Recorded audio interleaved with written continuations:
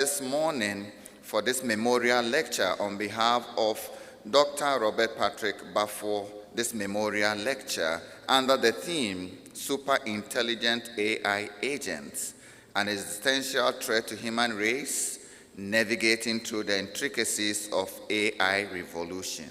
We thank you for the opportunity to be gathered for this memorial lecture. We are ever grateful to you. On behalf of our guest speaker, we thank you for all the experiences, the graces you have endowed her, and for the impact she has made on humanity. We entrust this public lecture, memorial lecture, into your care.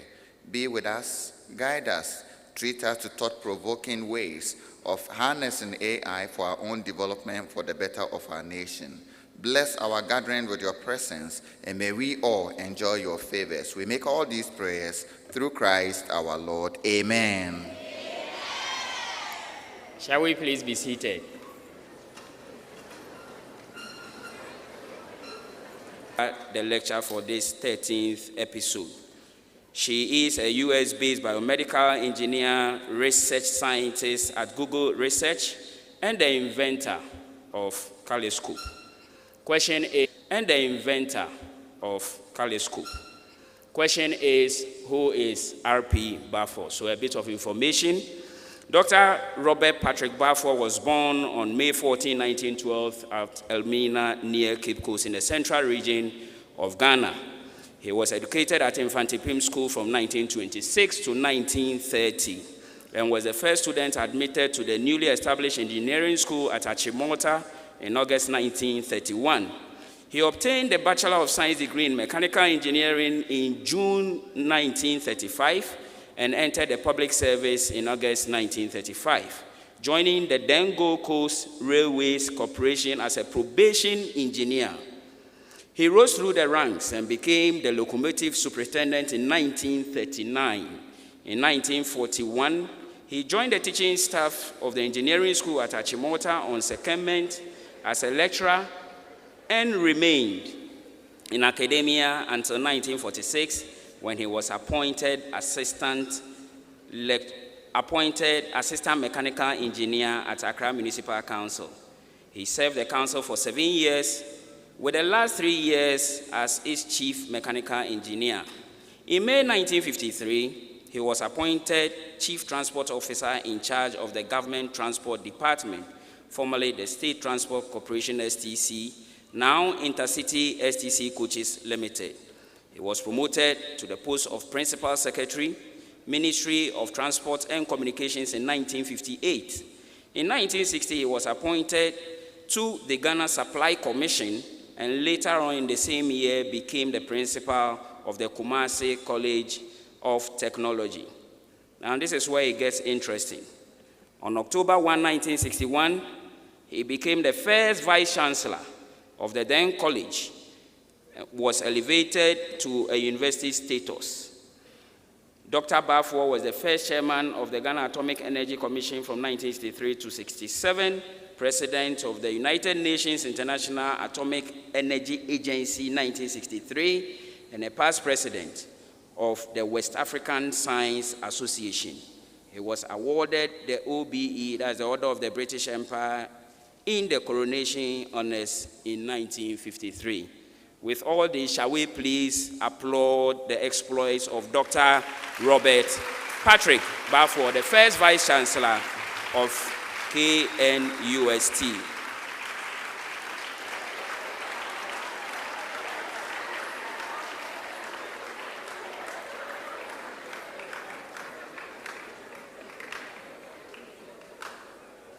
Thank you, KNUST Basic School. We know how excited you are when you see yourselves on the screen.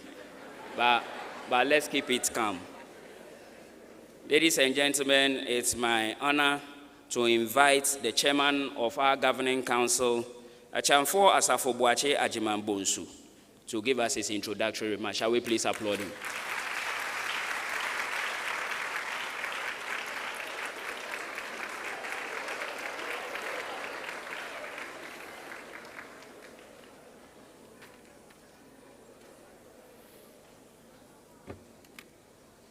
Shall we be seated?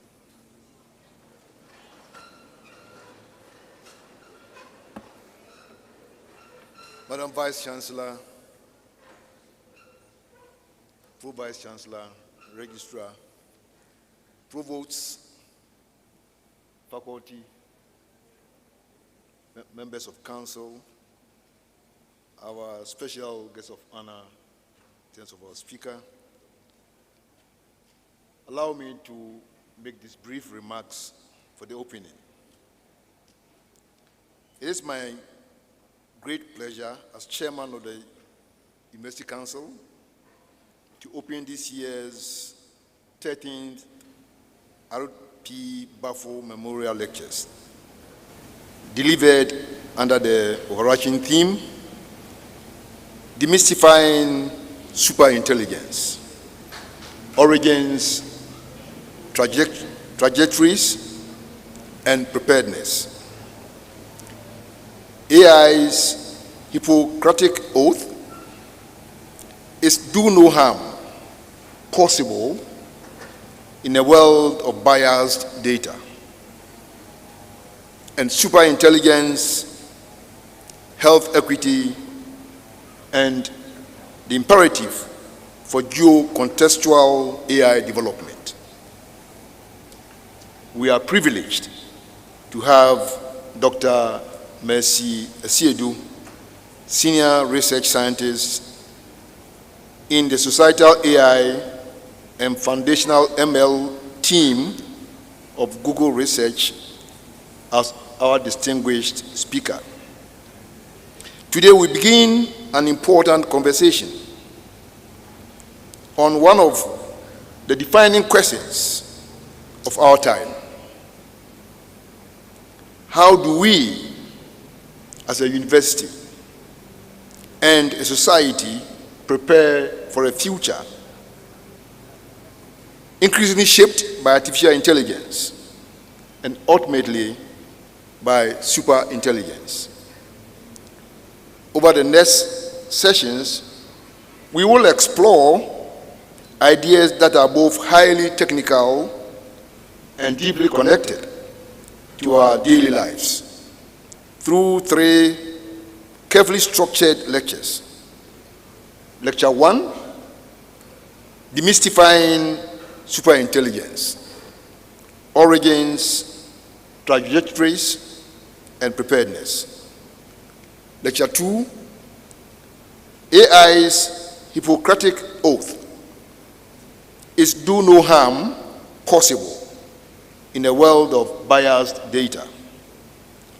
And for Lecture 3, Superintelligence, Health Equity, and the imperative of geo-contextual AI development. Together,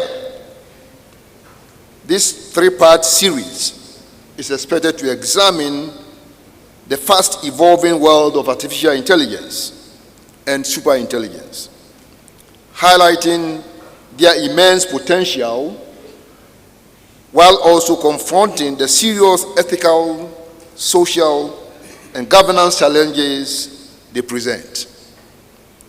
These discussions, you agree with me, are very timely, not only for the global development, but especially for Africa, as we position ourselves to harness AIs responsibly and equitably. Across all the 3 lectures, I encourage everyone here to think deeply, engage actively, and ask meaningful questions. Our duty is not only to understand these emerging technologies, but also to help guide how they are developed, applied, and governed for the benefit of our society. On behalf of the University Council, I extend my sincere gratitude to our speaker, Dr. Mercy Asiedu, for accepting the guest of honor in terms of our speaker. Allow me to make these brief remarks for the opening. It is my great pleasure as chairman of the University Council to open this year's 13th P. Baffour Memorial Lectures, delivered under the overarching theme, Demystifying Superintelligence, Origins, Trajectories, and Preparedness. AI's Hippocratic Oath is do no harm possible in a world of biased data, and superintelligence, health equity, and the imperative for geo-contextual AI development. We are privileged to have Dr. Mercy Asiedu, Senior Research Scientist in the Societal AI and Foundational ML team of Google Research, as our distinguished speaker. Today we begin an important conversation on one of the defining questions of our time. How do we, as a university and a society, prepare for a future increasingly shaped by artificial intelligence and ultimately by superintelligence? Over the next sessions, we will explore ideas that are both highly technical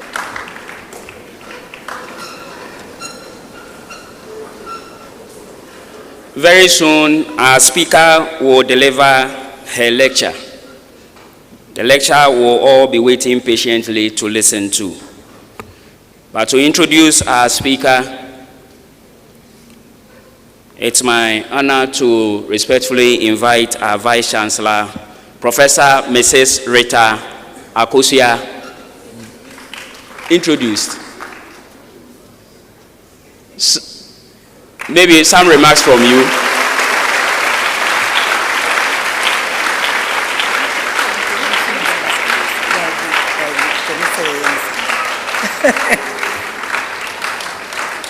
Thank you very much, James. I saw that the Chair of Council has already introduced the speaker, but once my name has been mentioned, let me add my voice to that of the Chairman of Council to thank you very much, Dr. Asiedu, for making time to be here.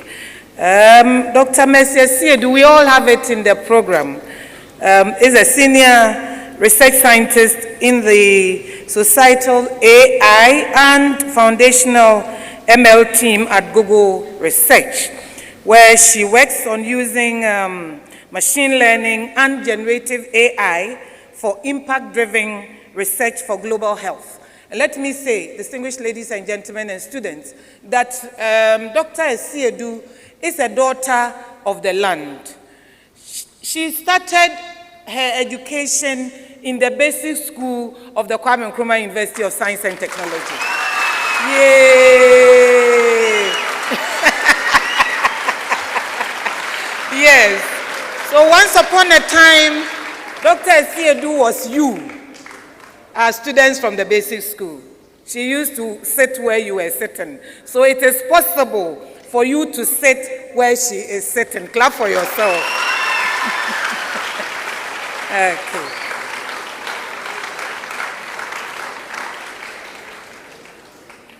All right. There's a lot to be said about Dr. Asiedu.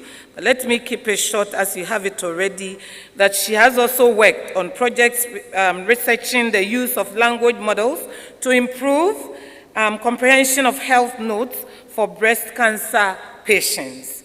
She received her PhD in biomedical engineering and a certificate in global health from Duke University.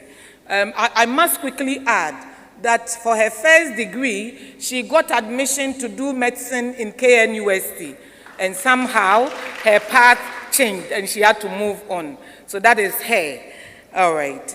Her dissertation focused on the research and development of low-cost imaging device, and machine learning algorithms to reduce barriers to cervical cancer screening. She has won a lot of awards. She's won, actually. She's won several awards for her work, including the inaugural Patrick J. McGovern-TEK for Humanity Change Maker Awards. This is not a small award. Clap for her. The Lemelson MIT Graduate Student Inventor Award, MIT.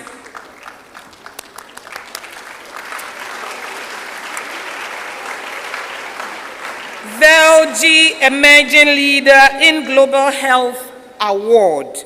When you hear award, clap. So many of them, so many of them. And for you, the young ladies, the young girls, if she doesn't inspire you, then I don't know what else would. You have to be inspired by Dr. Siedu. Clap for yourself and clap for her.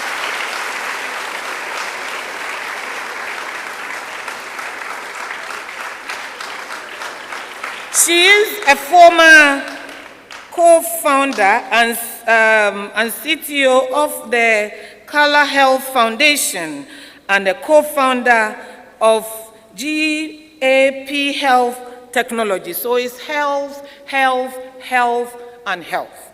So all she's trying to do using science is to make sure that the quality of life of humanity gets improved on a daily basis. That is what she spends her time to do.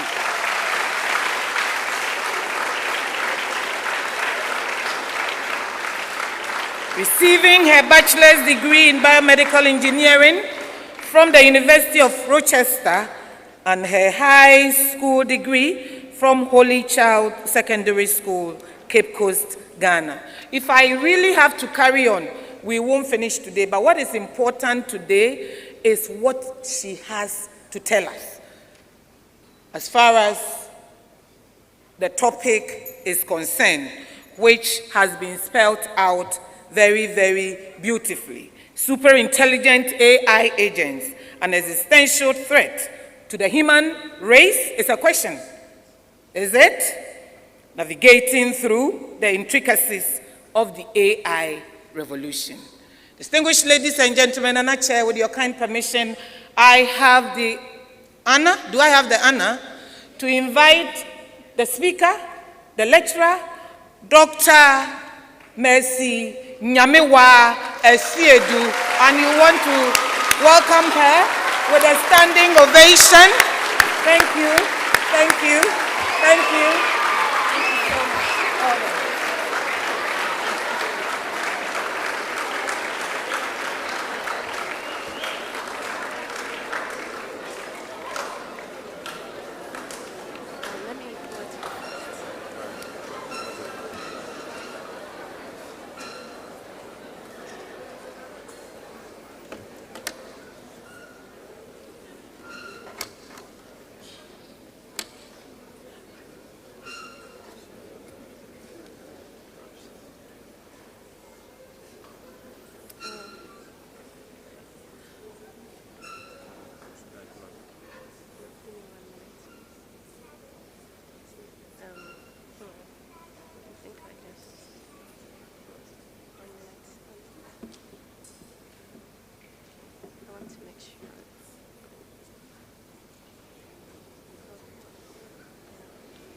To make sure everything is clear.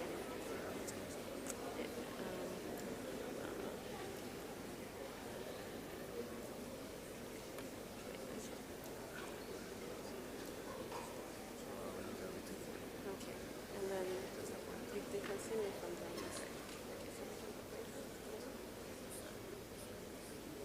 And then if I want to point it,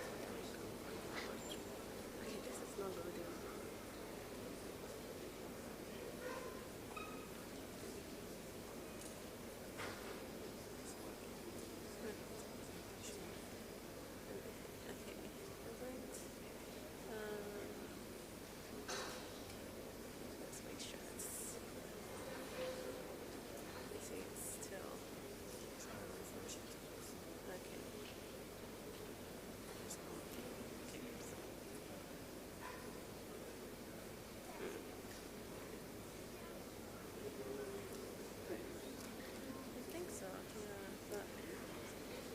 rest of the day.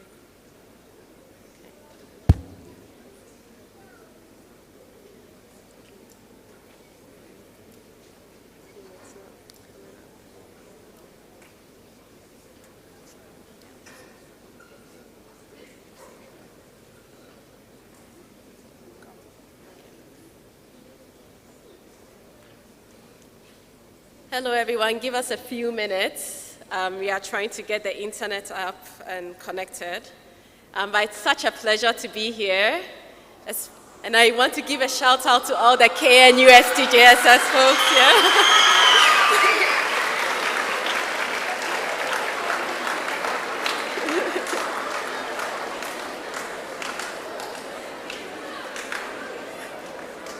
I hope that this inspires you as you think about your next steps and future careers, and as you think about how to incorporate or navigate this new AI-driven world as well. And thank you so much to the university leads and KNUST in general for having me, and to everyone who has chosen to attend this lecture. Thank you. Is it working now? Okay. Let's see. Let's make sure.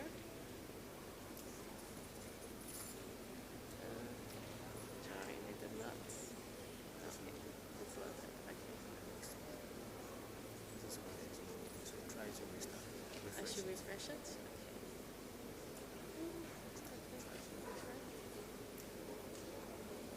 Do you have? Oh, it's not connected.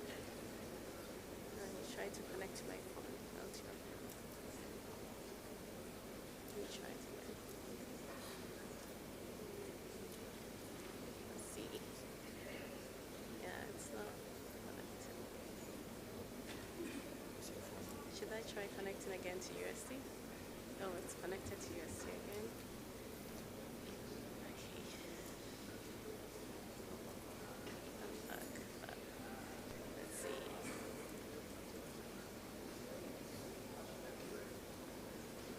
It's not that. I should connect to Bridges? This one. Okay. And then you can see it. Okay.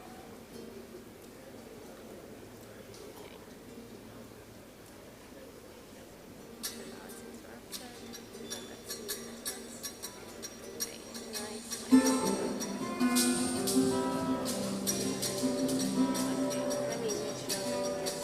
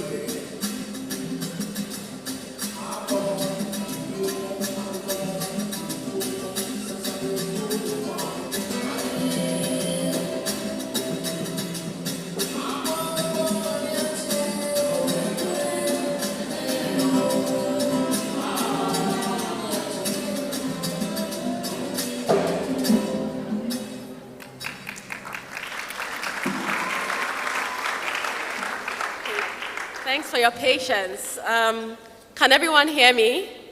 Yes, okay, great. So, as already mentioned, I'll be presenting on the first lecture on demystifying superintelligence and origins, trajectories, and preparedness.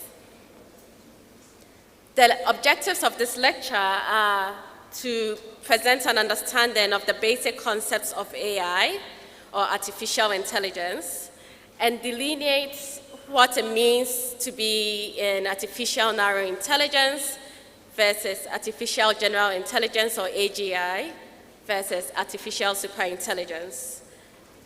I would also identify opportunities near term and long term, and distinguish risks as well in the near term and long term. And finally, I hope that you take away familiarity with strategies for both near term and long term risks. So to get straight into it, how many people here have heard of AI or know about it? Okay, most people. How many have heard of superintelligence? Fewer people, great.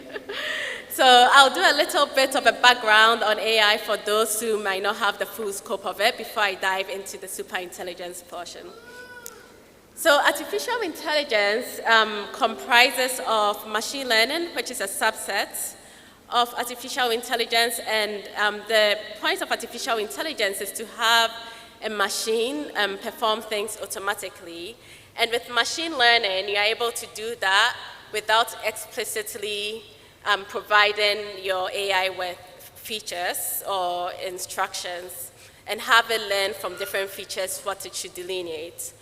And with deep learning, now you're actually able to do that with even less instructions, provided with data, have it learn from the data what's important, and then provide an output that you desire.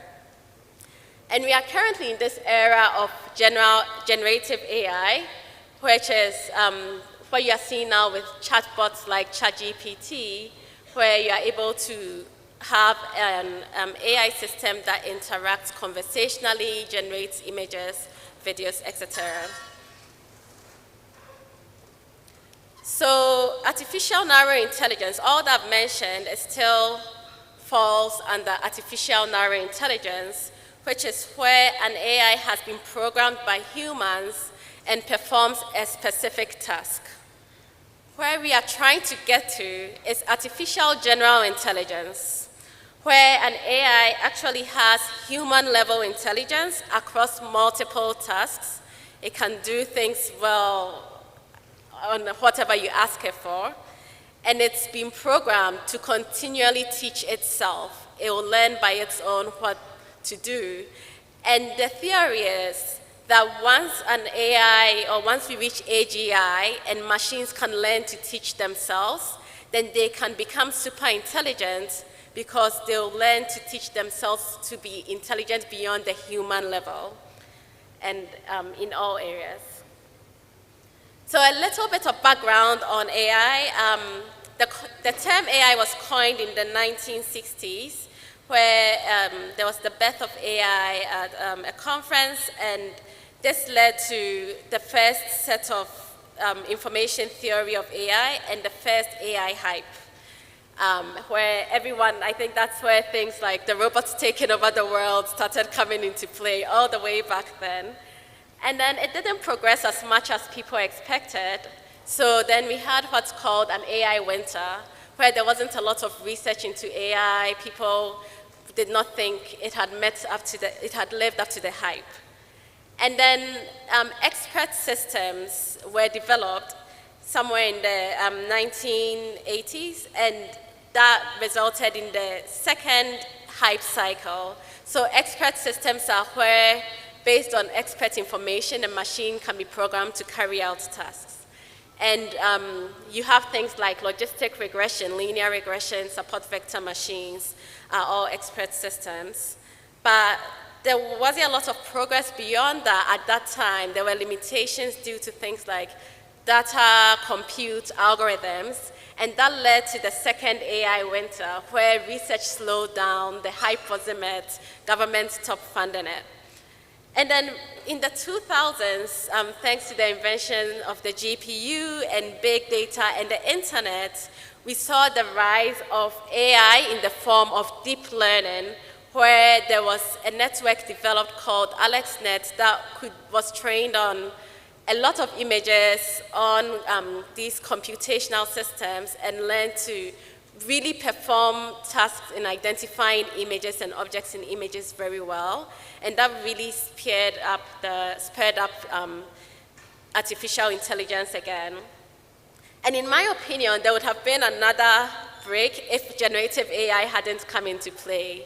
So ChatGPT's success really brought to light how large language models, which are beyond deep learning, could actually be used widely by everyone in the general population. So beyond this, there are three pathways that I think we could go. One is we could continue and break through from the current generative AI models to artificial general intelligence or superintelligence. And this is where quite a number of people are trying to get to. But it might be that we don't have enough to get there, and there's either incremental progress or a third AI winter. Who thinks we will do a breakthrough in AGI?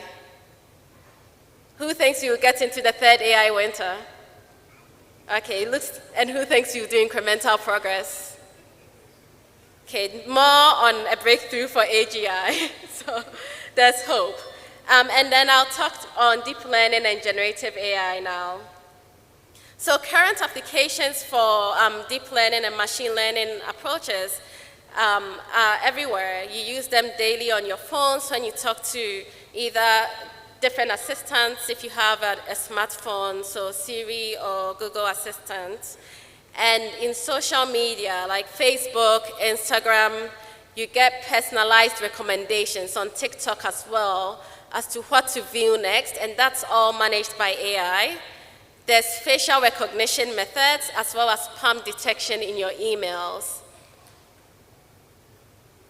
Search engines that I'm sure everyone uses also uses AI. There are new self-driving automated cars and traffic control, health outbreak prediction, and content streaming. If you watch Netflix, a lot of that is done with the help of AI. So AI, machine learning based, deep learning based, is already in a lot of places. Now, generative AI, which is much newer and came into the world through text generation. So like ChatGPT, when you look on WhatsApp, there's now Meta AI that you can interact with. And there's actually a Ghanaian app called Kaya AI, which uses large language models to help translate between Ghanaian languages. So if you want to translate from Ewe to tree or Ga to Ewe, you can do that with the Kaya app. And then Google also has Gemini. So an example of text generation modes, for instance, when I was preparing for this talk, I asked Gemini, how do you suggest I structure it? And it provided me a really nice structure. So if you don't like this talk, blame Gemini. Another thing that it can do is image generation. So I put in this prompt. You can ask it to generate an image of something, and I asked it to create a realistic image, a photorealistic image of Ya Santua, the Ghanaian queen, and her story in a comic. And everything you see in that picture is AI, including the hand and the table. And you can also use it to create things like video game characters. This video shows an application in audio generation where people are having conversations in 2 different languages to each other, and it's being translated in real time. So the first person is speaking in English, but the next person who speaks Spanish hears it in Spanish, and she's able to communicate back in Spanish, and the English person hears it. So you can see a demo of that. I don't know if the volume could be played. To finally talk to you. Es bueno hablarte finalmente. No puedo esperar a alquilar tu casa. Te vas a divertir mucho y creo que te va a encantar. You're going to have a lot of fun and I think you're going to love visiting the city. The house is in a very nice neighborhood and overlooks the mountains. That sounds ¿Público o recomiendas a...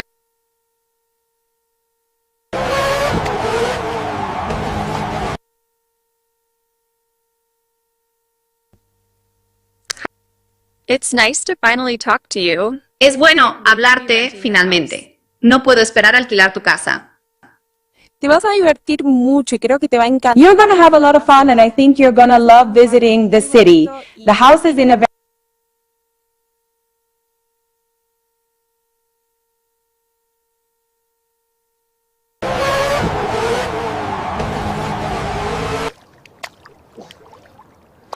Wow, this is a big one. Whoa! Whoa!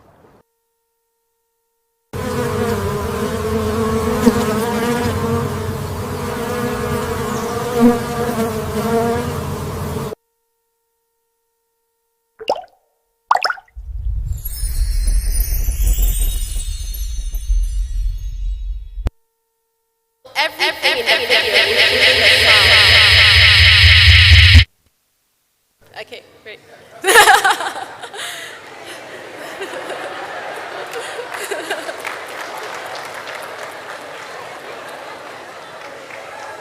So everything in this video, including the sound, was generated using prompts where you tell the model what to generate, and then it generates it and includes plausible sound as well.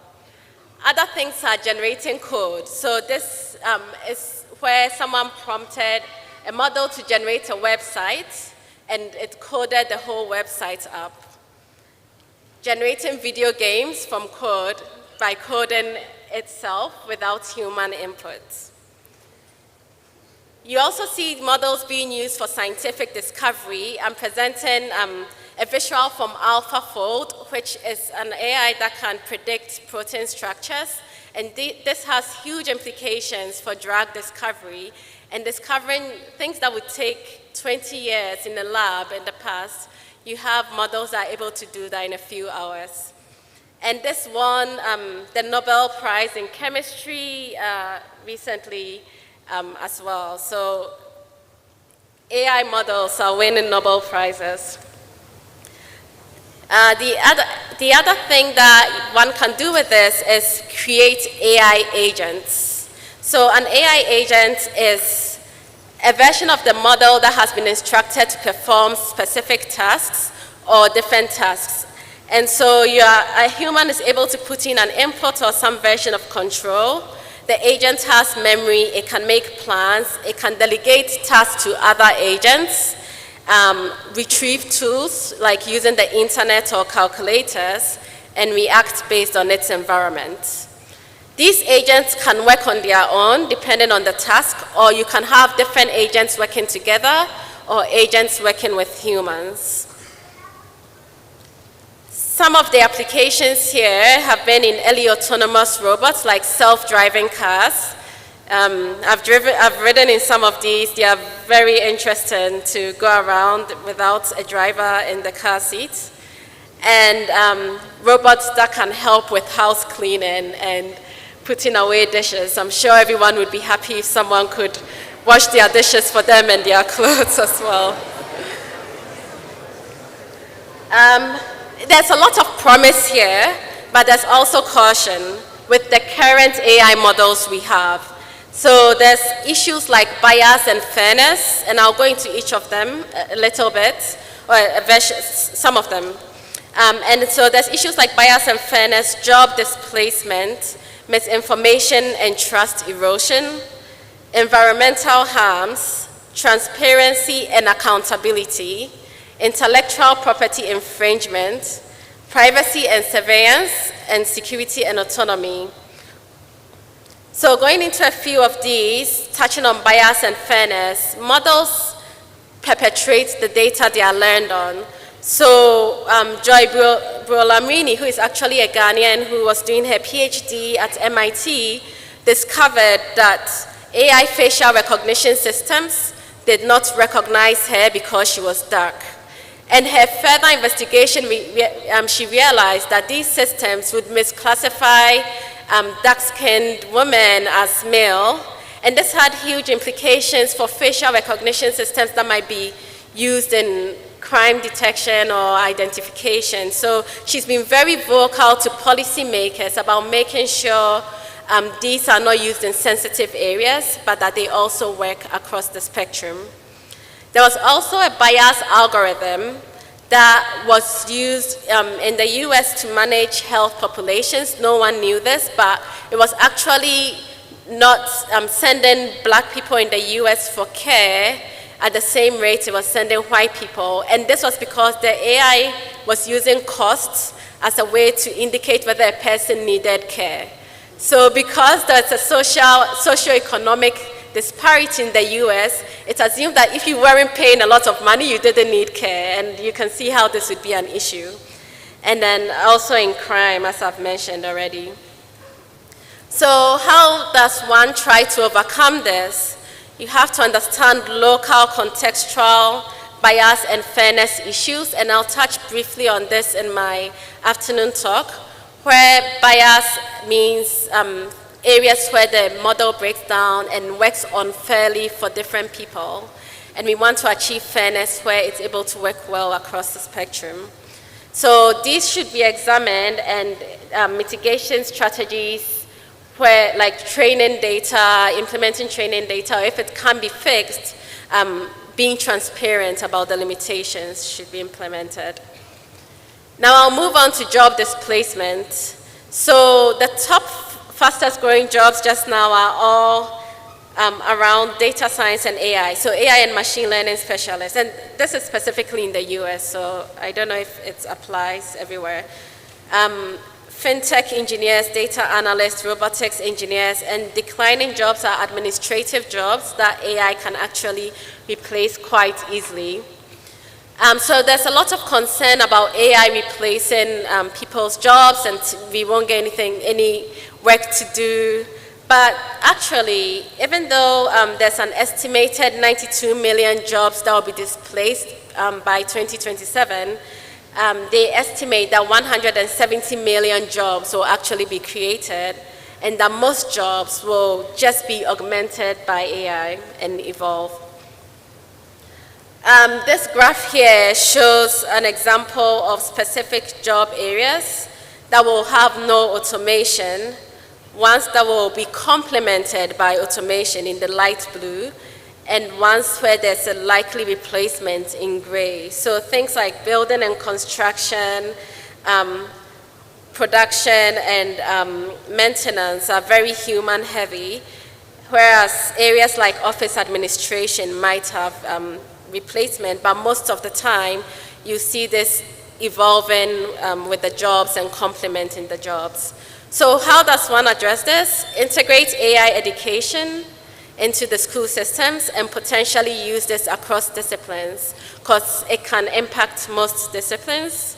For people who have already graduated, assume lifelong learning and agility, and develop soft transferable skills. And there's also a lot of entrepreneurship in this space. So it's very new, it's very exciting, there's a lot to do, so be innovative and develop. Misinformation and trust erosion is also a huge issue with these generative AI models. I was looking at some of the new policies Ghana has implemented to address some of this. So, and you also see examples with how the 2024 elections showed that AI could have some political deception, and we see a rise in deepfake threats across Africa, and even in drugs and fake drugs and investments. Additionally, within school systems, you see a lot of cyberbullying that arises from generative AI, privacy violations, academic integrity, identity fraud, and non-consensual intimate imagery.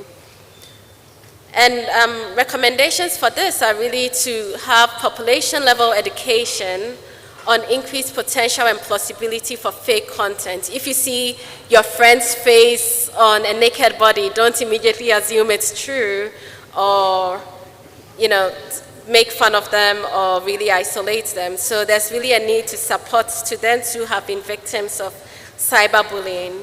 And then there's a need to join in the global collaboratives to adopt identification of real and synthetic data. For instance, Google has this synth ID, so that every image generated with any of Google models, you can tell it was generated by those models. And this is also a huge area of research, because how do we determine what is true? And do we just not trust anything? It's much easier to identify synthetic versus real data from the beginning. And then ensuring that the rules and regulations are specific, transparent, and enforceable.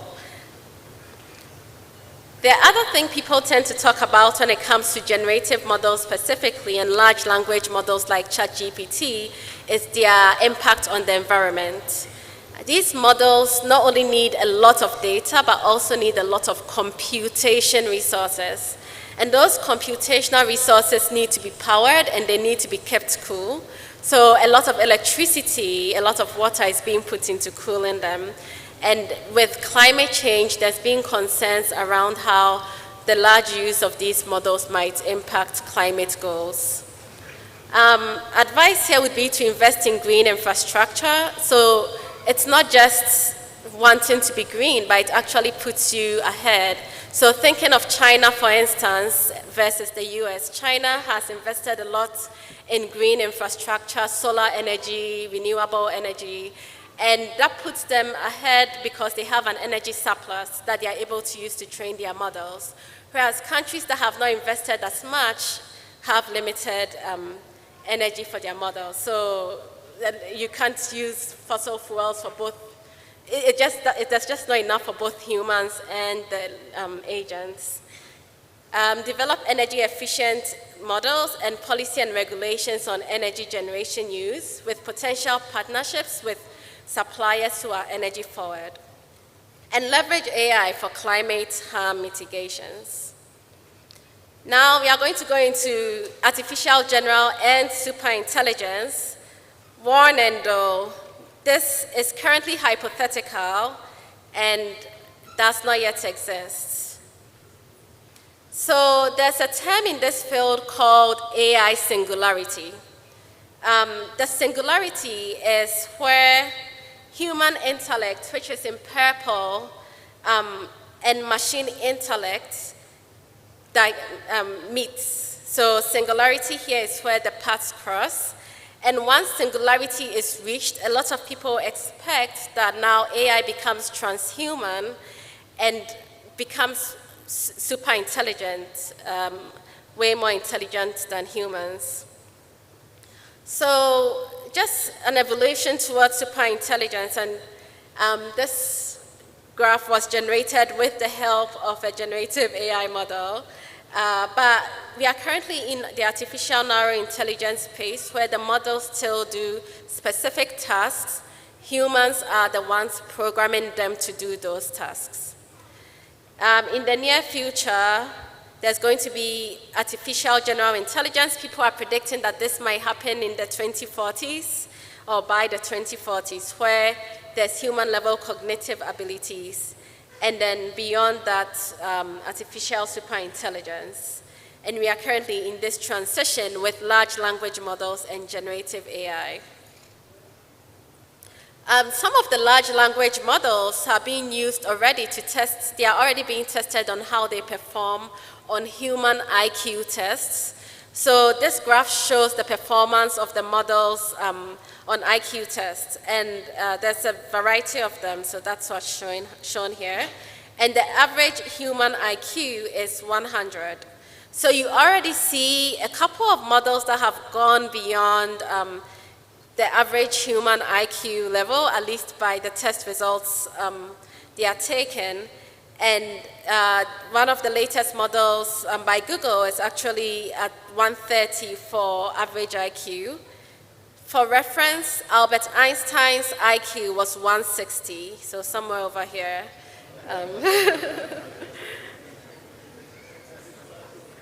There's also what we call an AGI leaderboard, Artificial General Intelligence leaderboard, and that scores how well the models do on these tasks that are supposed to reflect that general intelligence or general human intelligence. And currently, when they take those tests, the highest is performing at 45%, and this was just released a few weeks ago. So Gemini 3 and Gemini 3 Pro were released a few weeks ago, and I think just yesterday another model surpassed them. So that's how fast the AI field is moving. Every week you hear a different model passing another one, which can be stressful in the field as well. So when do tech leaders think we will achieve AGI? Sam Altman, who is the CEO of OpenAI, which is the company behind ChatGPT, says it may be soon, but the scale may be smaller, which I agree with. The co-founder of DeepMind, which develops Gemini, says there's 50% chance by 2028. We are going to 2026, so that's 2 years from now. They expect us to develop AGI. Elon Musk, who is the CEO of Tesla and leads another AI company, XAI, expects full AGI by 2029, but that AIs would still need humans. Metaculus, which surveys several expert forecasters, over time has asked them when they expect the first general AI systems. And this time has reduced from around 2065 in 2021, and now the expected time is 2033 from the forecasters. So when might AI outsmart us? It really depends on who you ask. Some folks are saying 2033, others are saying 2048, and this one is by AI experts. And super forecasters are saying 2070. The bottom line is everyone thinks it's coming, and it's coming soon. I think, 2070 is probably the farthest one, and then there's a few people who probably don't think it'll happen. That said, I'll just give a bit of caution. There's this meme that goes around that I like to cite about how optimistic the AI field can be. It can be very hype-driven. So in 2015, Elon Musk said there'll be self-driving cars in 2 years. It took a lot of time to get there, and it's not distributed yet. And then in 2016, radiologist Geoffrey Hinton said radiologists would be obsolete in 5 years. Yeah, in 2025, it's almost 10 years, and we definitely need radiologists. So the last slide just shows radiologists in regular cars driving to work, because none of those have been quite met. So what are potential barriers to achieving AGI? Well, there are physical and energy wall limiting skills, so we might just not have enough energy to supply what's needed for compute to train this general intelligence. I think OpenAI keeps asking for trillions of dollars to achieve what they need. There's data scarcity and model collapse. So it might be that the models have been trained on everything that's accessible on the internet now, and everything else that might come up on the internet might just be generated by AI. That's called AI slop. It's not always high quality. And that might lead to the models collapsing because there's not as much high quality human generated data. There's also the embodiment and complexity problem. Even though there's compute, AI doesn't have a hand or legs, it can't feel yet.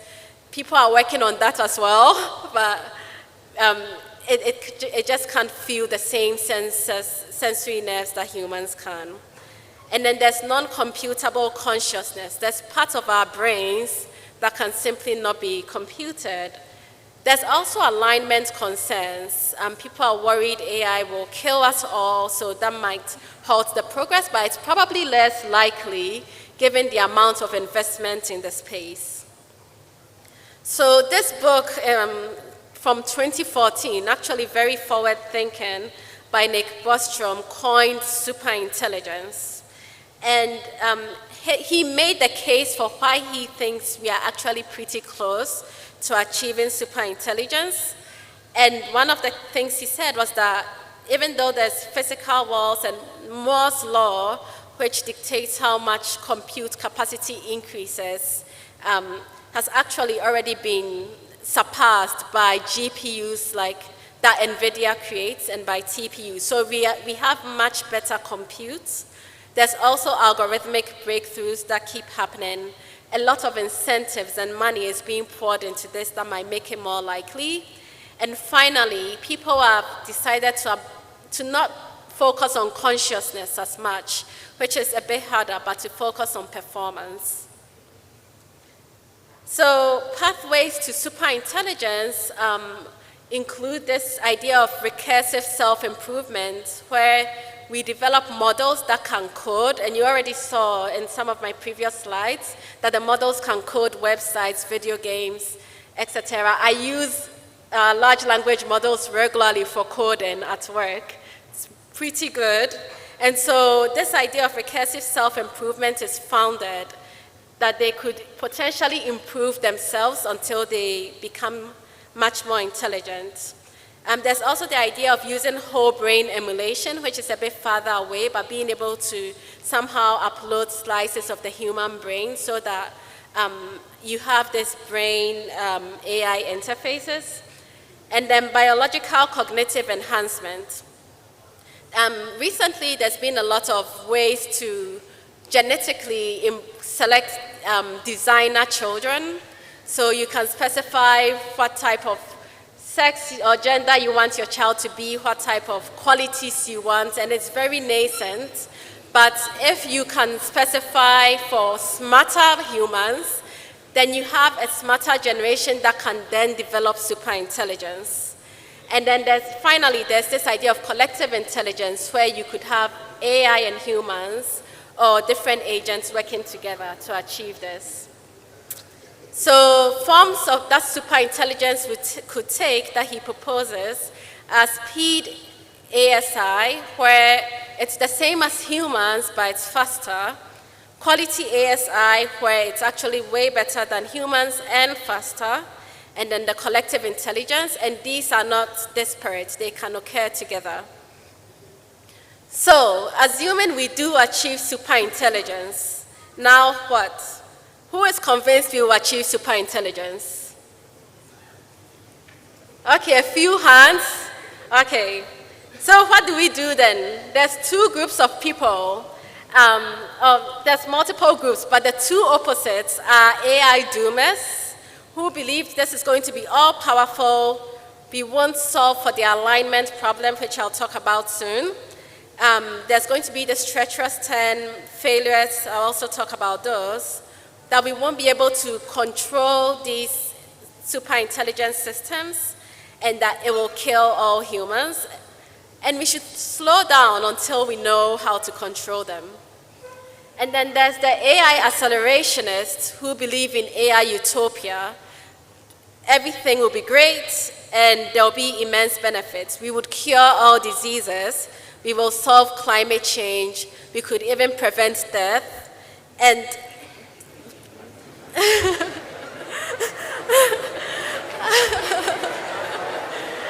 or maybe, make lifespans longer, go beyond the 100 years that people currently live to much longer timelines. And their idea is that if we don't do it, someone else will do it. So in the US, for instance, there's a lot of concern, but for national security reasons, with the concern that China might reach superintelligence before the US, everyone is moving full speed ahead, because everyone wants to control the superintelligence once it comes.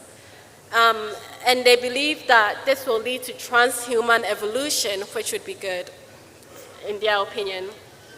So there's about 6 different categories that Bloomberg has, and you can take a quiz to figure out where you fall in this spectrum. Are you a doomer? accelerationist or somewhere in between. And I took this quiz. The QR code points to the quiz in case you want to take it. And my identity is a cautious optimist. So I do think it could do good, and I'm optimistic about that, but I also think it should be regulated. We really need to make sure that's done. So how could things go horribly wrong? I think it's easy to imagine how things could go really well with longevity, no diseases, no poverty, no climate issues. But there's something called a misaligned AI, and the ways that it could go wrong are one, by malignant failure. So sometimes when you ask a large language model something, it doesn't always carry out or do what you intended, because we don't always ask what we intend or what we want to happen.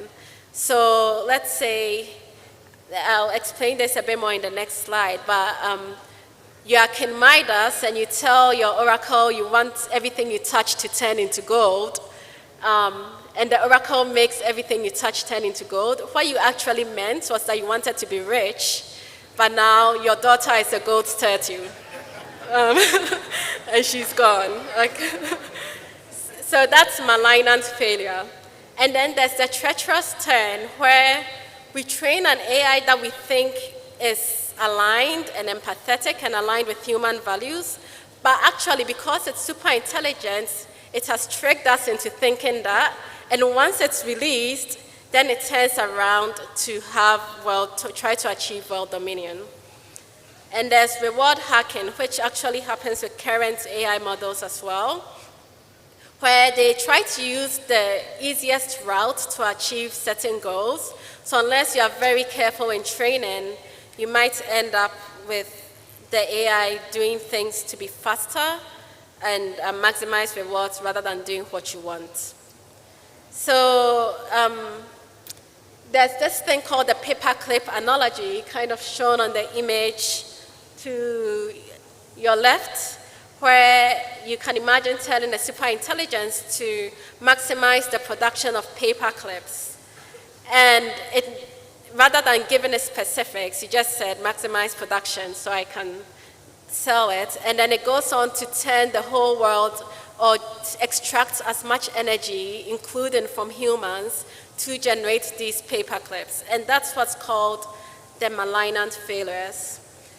And then there's also the idea of AI trying to achieve a singleton on your right, where a super intelligent model will want dominion, will want to make sure it's the only AI capable of super intelligence, and might want to control humans.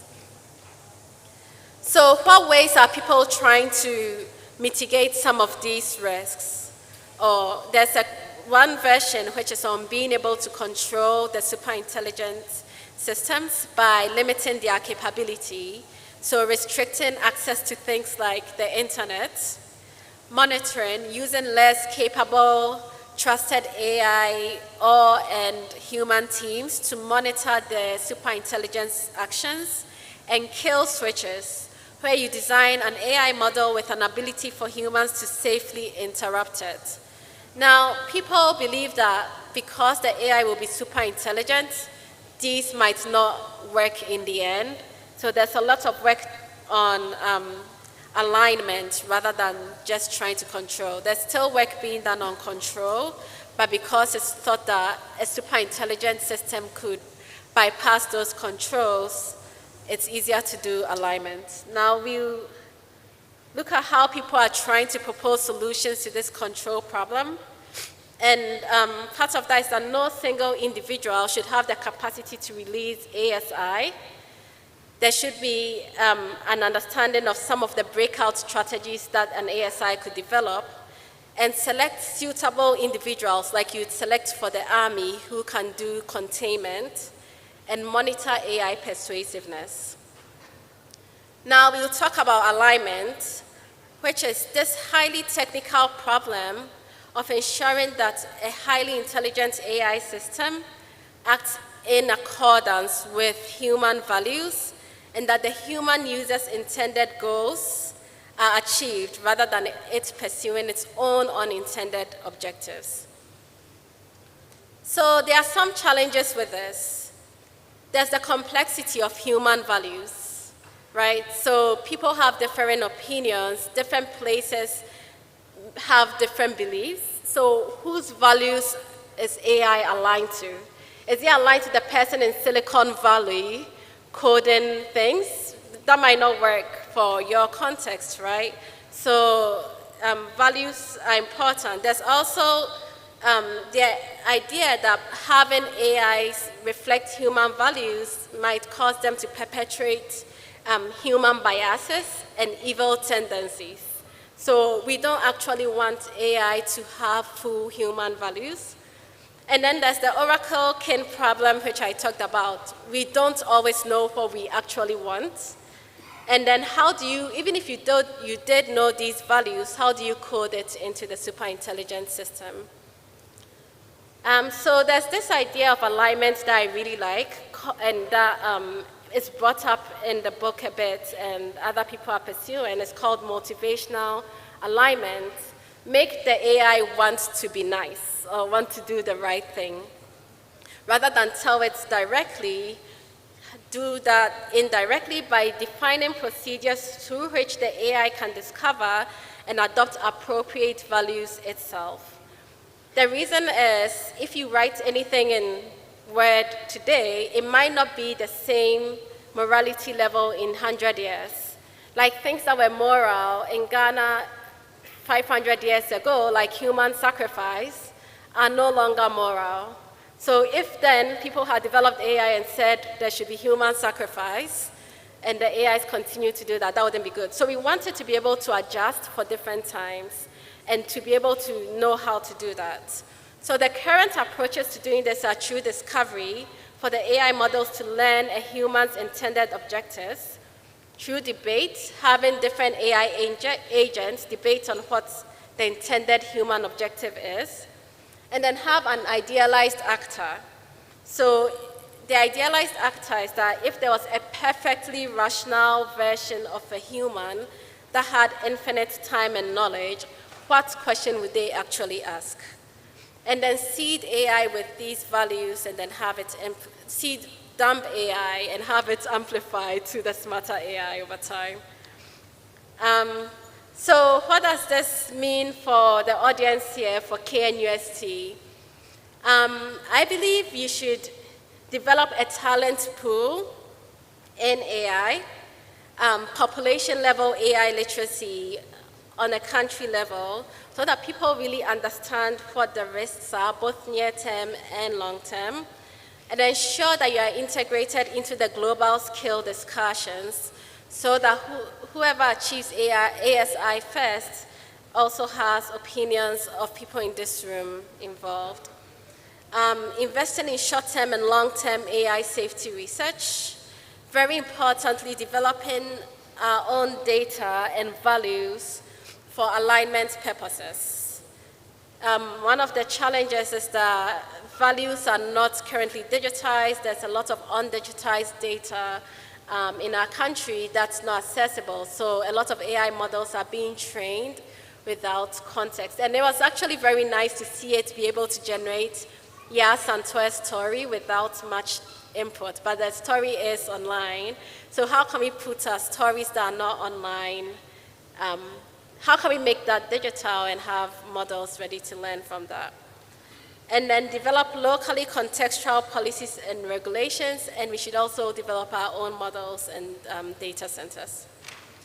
So I'll close off with AI's dual horizon on near-term utility and long-term strategies. So in terms of benefits and opportunities, in the near term, there are high-impact applications in local sectors like agriculture, health, education, and the action items for this are to adapt curriculums, local data generation and sourcing, policies for data privacy and misinformation protection, and pursuing energy-efficient methods. Long-term, we should look at there's a lot of opportunity for talent generation and shaping global AI policy, as well as localizing AGI risks. So different centers on AI ethics and governance that can include long-term risk as well, developing talents that specialize in AGI and alignment, and securing research and development funding for long-term research.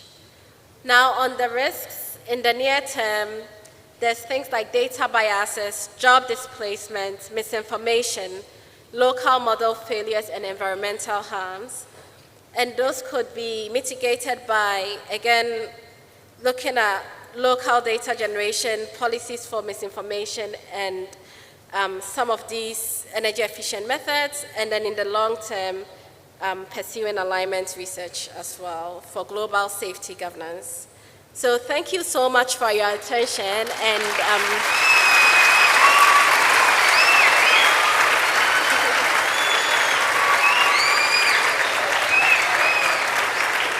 I look forward to the follow-up conversation and your questions as well.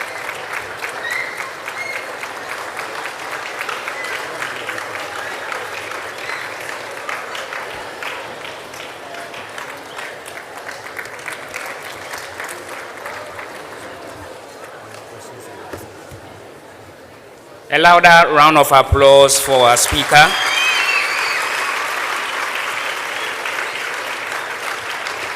Shall we please be seated?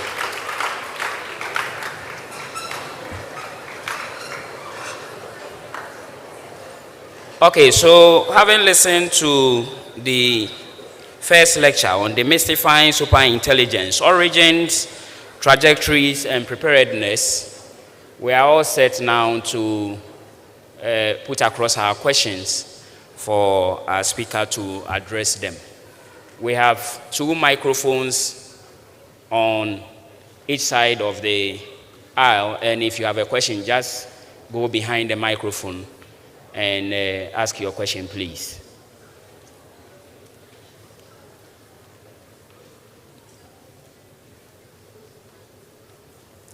I also like to remind you that at 4 p.m. we'll be back here for the second lecture, and that one will be on case studies of AI applications and the potential of superintelligence benefits, risks, and challenges. Questions now, so please go.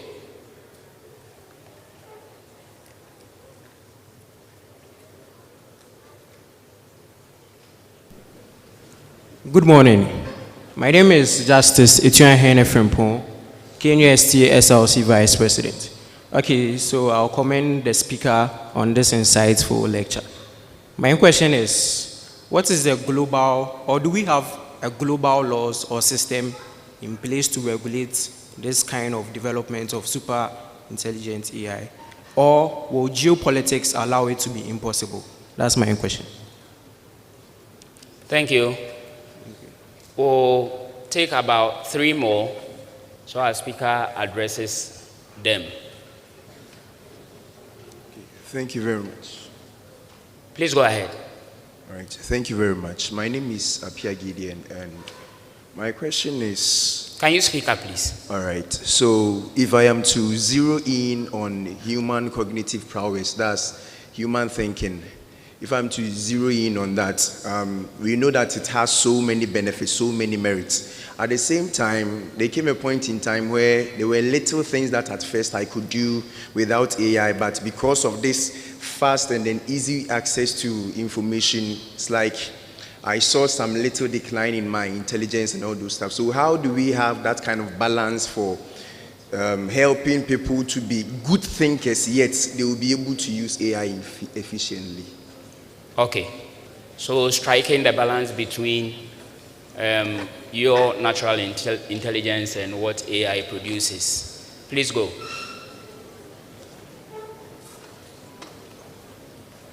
Oh, yeah, thank you very much. Please, I'm Ransford Opon, and I'm a research assistant. Please, my question is on the use cases in the African system. And I believe that the artificial intelligence new wave of AI relies on on-device systems like edge devices. And that's how I think most people are able to use the AI system, they are able to appreciate. So thinking of investing massively in building AI models and stuff, at the end, where is it going? How are the people going to use it? So what are some of the measures put in place to, okay, run a voice agent model in a mobile app for my grandmother to use, or to run a model on a chip, which is secure enough not to actually go against the rights that the person has with respect to data. Thank you very much. Thank you. Dr. Siedu, did you get that question, please? Okay, so now SRC President.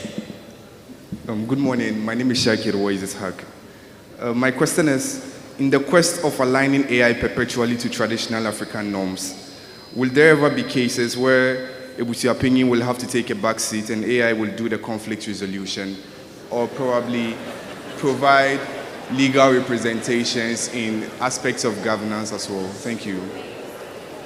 Thank you. So you go for the last question for this set. Thank you very much. My name is Boniface Aziugo. Coming from a built environment background, I want to know, are there cases of AI integration in the urban planning space in the US, and how can Ghana translate same in our spatial development planning space, looking at flood and urban heat islands? Thank you. Thank you. So we'll hold it here. Dr. Siedu, please address those 5 questions. And for those of you who have questions, line up behind the microphones for the second set.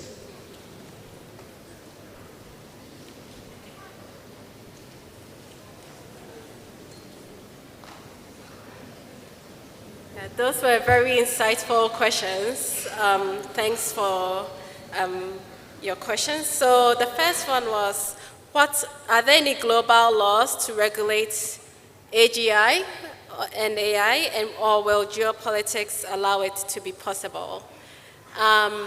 So there are laws, regional laws, on current AI systems. And I think a lot of the regions are playing catch up because AI is moving so quickly. So I know the African Union has some laws. Ghana has an AI policy that professors here were involved in. The US has laws around privacy, data IP, and AI use as well.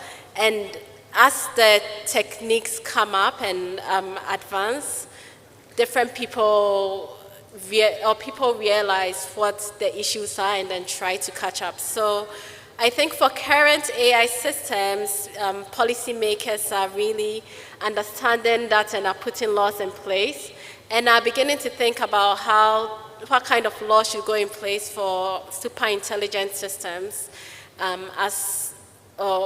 when they are achieved. Hopefully there's still some time on that, but they are collaborating very closely with tech leaders to do that.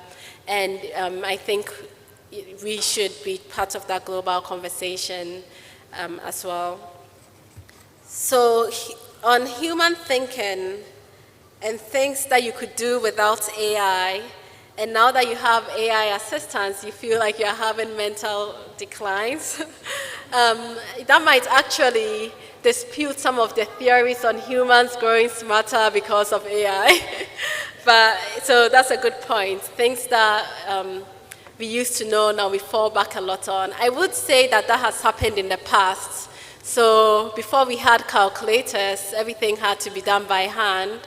And now we have calculators, and it's much easier to do complex math. We still learn how to do complex math in school, but we also know to use efficient systems as we work. So my hope is that people are still taught the basics in school, but also how to use these systems for efficient gains, rather than falling back completely on them. It's important to know what the basics are and what's driving the models as you use them. But I don't deny that will probably happen, so that's something that should be carefully thought about. And then use cases in applications. So someone asked about edge devices and how people will use it. So people who might not have internet or might have concerns about privacy, And there's a lot of work going into developing smaller models that can be used on device and on chips that can be used in devices. So that's something that people are trying to address. But I think with some of the larger models, there'll definitely be need to access them on through the internet for now until the hardware has caught up. Aligning to African norms, I think the question here was whether AI would replace family heads or in legal jurisdictions. So the legal area is actually one of the areas that's meant to be disrupted by AI. Just because there's so much text, it's about following what's in different texts, and that's fairly easy to take out if we are following the book or the law.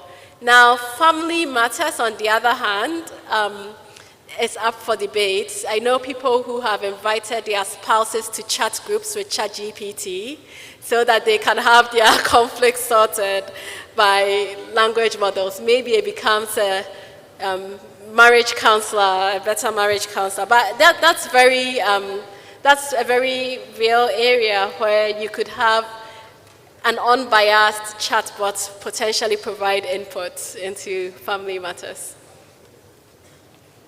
And AI integration into urban planning was the last question. So I've seen a lot of work being done with satellite images and being able to understand how different parts of countries either need to be updated or are in need of, let's say, roads, or using satellite images and AI to determine where food may be scarce and develop better maps and things like flood prediction. So urban planning can definitely be done, and predicting outcomes in specific regions like floods, fires, is something that you can do by combining things like geospatial imaging with satellites and artificial intelligence. And we have a new team in Google called Earth AI, which is really trying to understand the world with AI. So that's a great question, and I'm sure it's already in use. Yeah.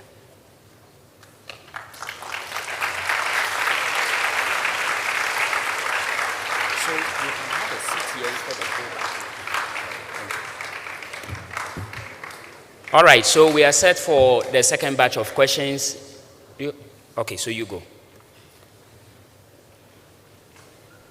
Thank you. My name is Jonathan Dako.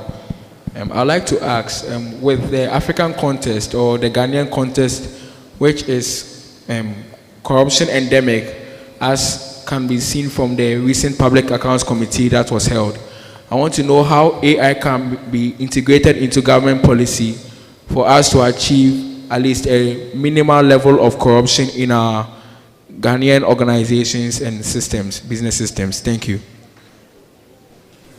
So basically using AI to address corruption. Okay. Right, thank you very much. My name is Asai Robert. I am a digital creator and also former publicity secretary for Amstead. And my question is, as a digital creator, most of the time you use AI in doing productivity and other stuff. And what I realize is that some of the tools are expensive, okay? And as a digital creator, I want you to recommend some of the open access or AI models that can help us to create, even though we will not go for the one that is expensive. I don't know if you are getting me.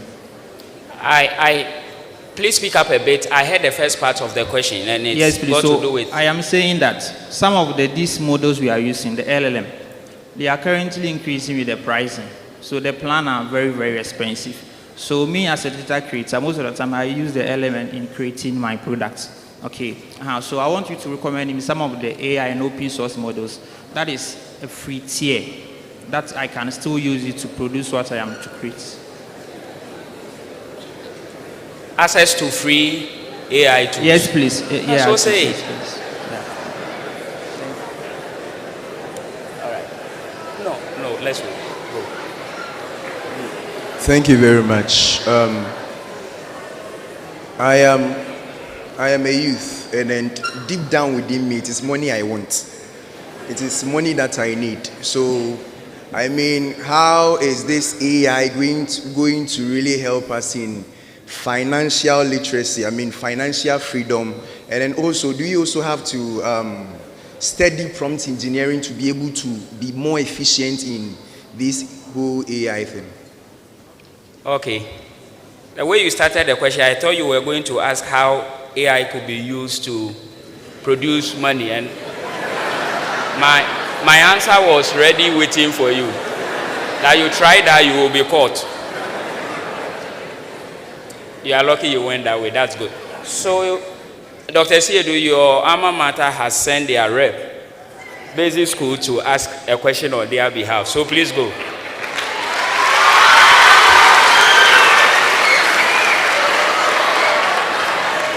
My name is Josiah Chumberma.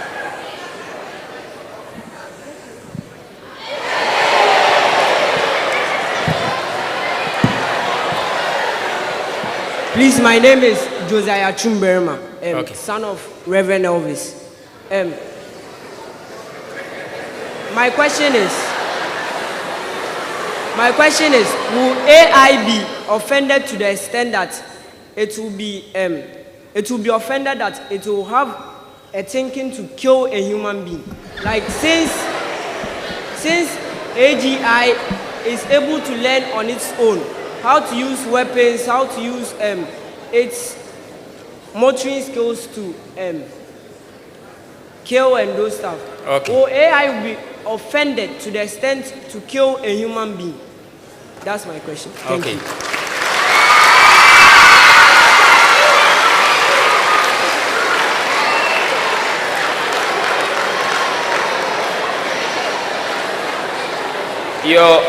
Your school wants to know the tolerance level of AI. Okay, so madam, please go.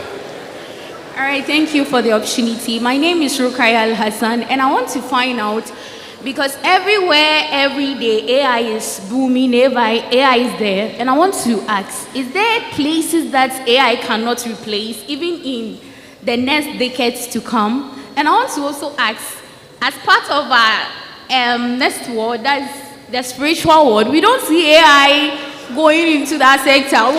Is there any way that AI can tell us what is happening tomorrow without us going to pray? Thank you.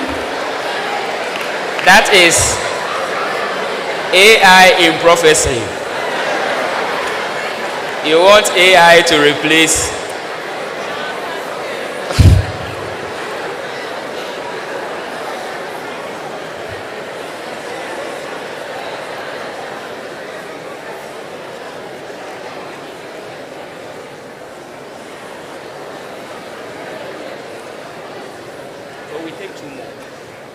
All right, 2 more questions and then we take the answers. All right, thank you for the opportunity. Please, my name is Mohsin Mohammed. Please, I would like to know the major technological milestones that could realistically lead to the emergence of superintelligence. And then also, I would like to know or ask the steps that a government today can take to prepare for future superintelligence system.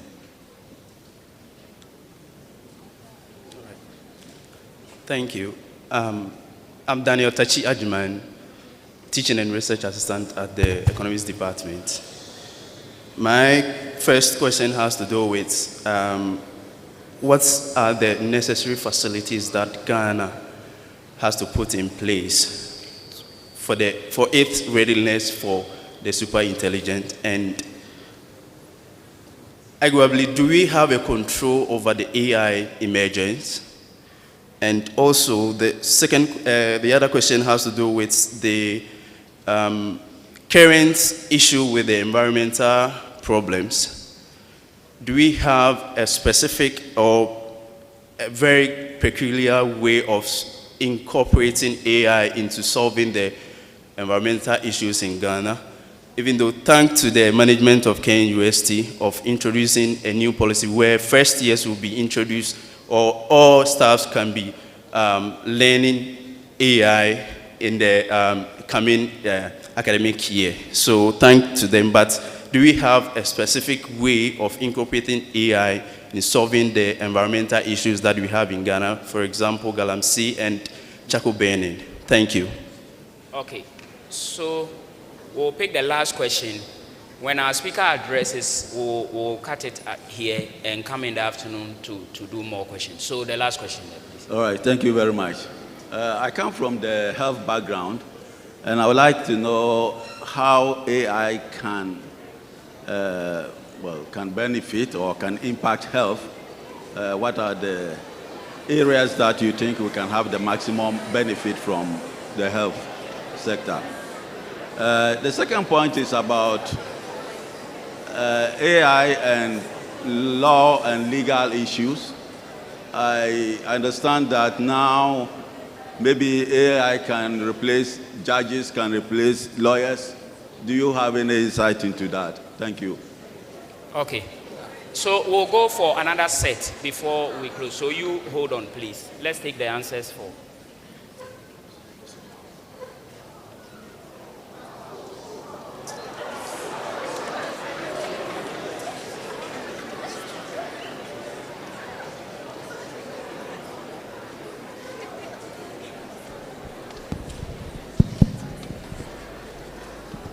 Okay, we'll come to you next, don't worry.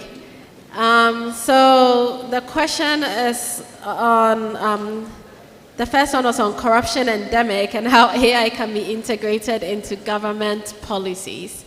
Now this is a hard one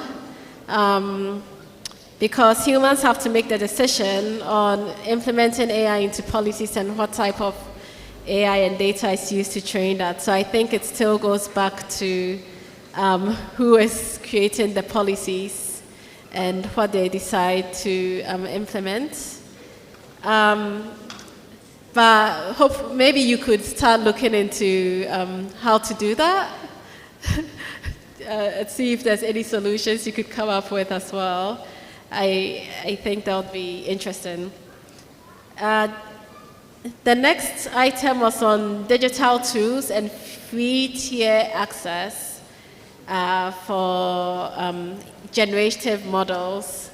So I'm hoping that the tools become less expensive. There are some open tools that are available. So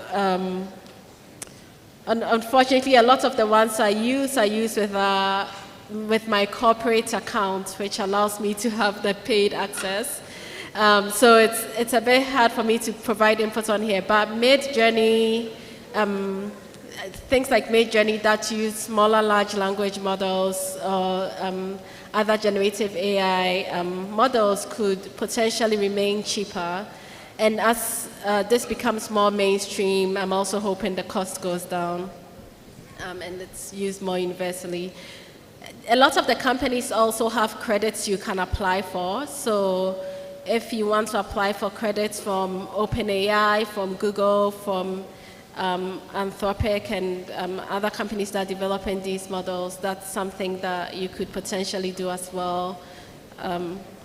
So the next question was on someone who is asking about money and how AI can help with financial freedom. And I think, as I mentioned, the time is ripe for entrepreneurship. There's a lot you can do with these models. AI billionaires are arising left and right around ChatGPT wrappers, which is they are using straightforward prompt engineering to develop tools that are useful. So I know that when you look online and look for ways to develop a startup from ChatGPT, there's a lot of resources on there. And there's things from making chat more intuitive to creating things that interact with you for different reasons, like companions. There's image generation websites where you can specify to generate certain types of images using prompts, and you can just surface that to users in a way that's very friendly to them. But it will be a bit harder as a lot of the tools are integrated by these companies as well, and people could just use them. So you'd have to come up with something more innovative than prompt engineering in the end.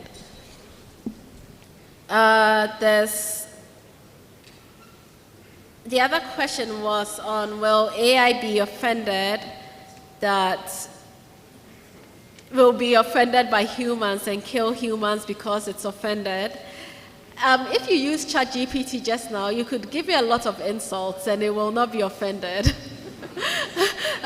You know, a lot of people we see some of the logs and people are swearing at these bots and they just apologize and you know, try to do the right thing. So there's a lot of alignment and there's a lot of safety guards going into that from the development side, so that the models don't get offended because you've insulted them and insult you back. So that's not happening. Hopefully, you know, it doesn't happen if it achieves super intelligence either. And these are some of the human values we probably want to have.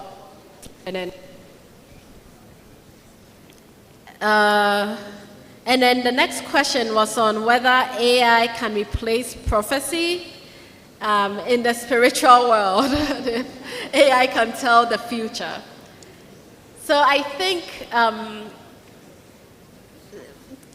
the short answer is it depends. So in terms of thinking about things like, based on historical prices, what do you think the market price will be tomorrow or in the next 2 weeks? Models can learn patterns and provide predictions on that. Like, should I grow my crop today based on how the crop has performed in the past? Probably it can give you an answer for that. Will I go to heaven? Probably not. It might not be able to give you the answer. So, I could try to give you an answer. It might not be correct. And then there's a question on what technological milestones will be needed for artificial superintelligence and steps the government should take. So I think I spoke about this quite a bit. So to get to ASI, I think there's a hope that there can be models that can then learn on their own. So AGI would be a model that has achieved human-level intelligence and can learn on its own. And those pathways are currently being worked on. So training models on more and more data, training even larger models, training them with larger numbers of parameters, which is making the models bigger, different ways that people are trying to have the model learn from infinite amounts of data. And if that's achieved, then we would hope that next the models can actually teach themselves through things like reinforcement learning, which robots can kind of do, where if you put reinforcement learning, sets a scenario where if you put a robot in a room and ask it to find its way out and put chairs there, it will make a lot of mistakes. It will go once, realize there's a blocker here, come back, go again, and learns eventually to find the door. So with reinforcement learning and self-learning, it might be possible, or it might be that the algorithms are not sufficient as well. Milestones that the government, or methods the government should take to address this, I think were also mentioned in the talk, but to summarize, being able to engage in global conversations and be part of global policy making, creating an AI talent pool and research communities that look into localized AGI safety as well, are some of these ways. The next item was on, what are global laws to regulate AGI? Is this the next item, or did I miss it?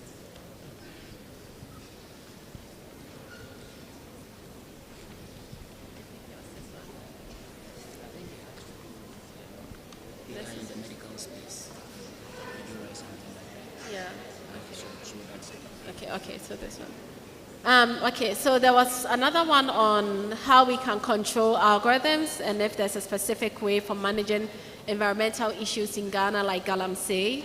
I think I also talked a little bit about this, about different ways that people are trying to control for superintelligence. There's limiting the model to different from accessing things that would make it all powerful. There's alignment, which is trying to instill human values or trying to instill values that we want the models to project. And there was another question on how AI can impact health. AI is already impacting health in a lot of ways and in very beneficial ways, so allowing us to diagnose diseases quickly, to predict outbreaks. And one of the things I showed was on AlphaFold, which is a new model that allows you to discover drugs. So with discovering new drugs, the hope is that artificial superintelligence can discover drugs for diseases that were previously uncurable, and that could really lead to extending human life. And the final one was on whether AI can replace judges.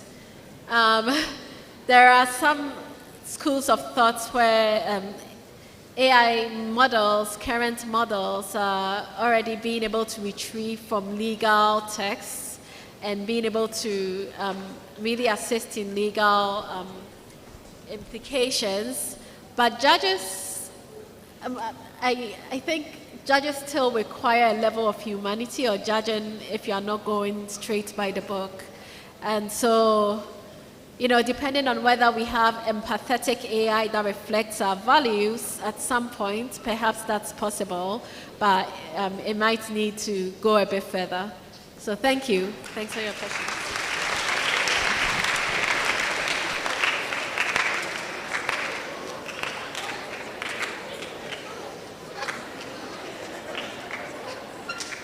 So we will do the last batch of questions and then call it a day. So please go. Okay. Please, Theophilus Osuansa. Please, my question is, with the video that you played where two people were having a conversation from different languages, meaning that there have been the evolution of AI giving birth to virtual reality. So I wanted to know if there are factors favorable to integrate virtual reality in language learning in a Ghanaian university, especially with the learning of a foreign language where, like French, for instance, learning French in an Anglophone environment, sometimes getting the authentic environment to learn these languages are sometimes a problem. So are there factors where we can integrate virtual reality in language learning in the Ghanaian universities? Thank you. Okay, thank you. So my name is Inshra Frempama Nakite, and my question is that since AI is moving all around us, is it possible that AI is friendly to the environment or is dangerous to the environment?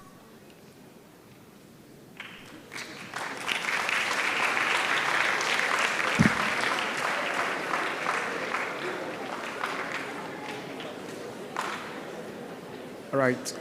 Thank you. My name is Prince Jima, and then my question is in a scenario form.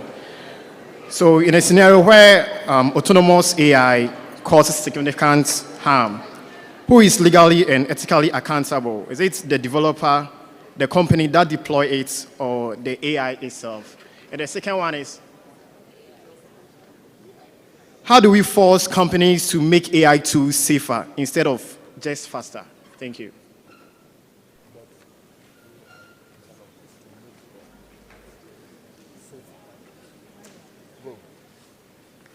Thank you very much. The presentation has been very exciting, and I'm sure the university is preparing itself to adopt it. But I want to find out if lecturers will accept assignments that have been solved by AI, because I know of instances where students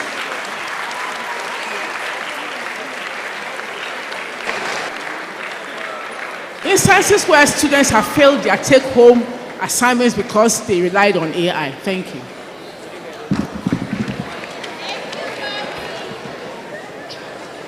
My name is Akosia Nyakwa, and my question is, how will AI models be embedded into human beings? For example, Elon Musk has a microchip embedded in his body. So will that be the way that AI models will be able to take over human race? Thank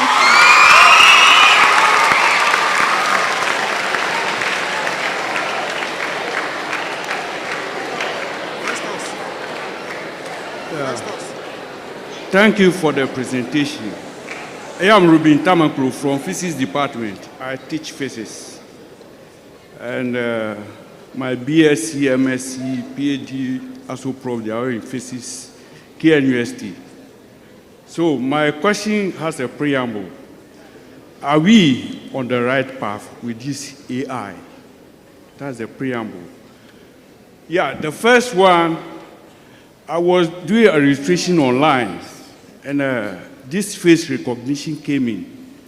I need to turn my face left, right, up, down. I did it several times. I was tired. Then later I learned that the model used a white face, and they couldn't recognize my black face. So are we on the right path? Then the second one is about we are discussing physics. And this, my friends, was typing to chat with the chat GPT, whether what we were discussing was right. And most of the questions we asked, it seems the AI was getting it wrong, simple physics concepts.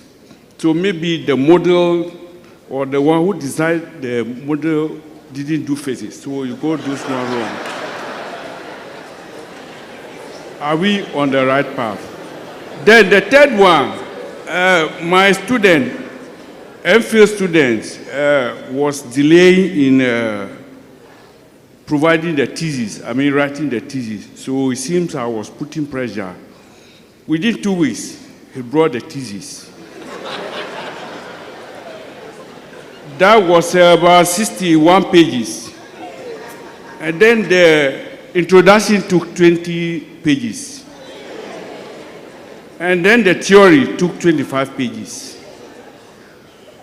So my checking, I found out that he has a 91% AI generated.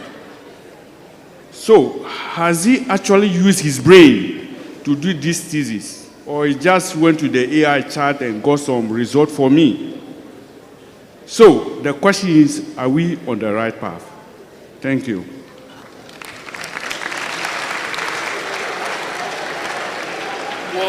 My name is Isabella, and I wanted to ask what type of human conscience is being used in the super AI, judging by our behavior today as human beings.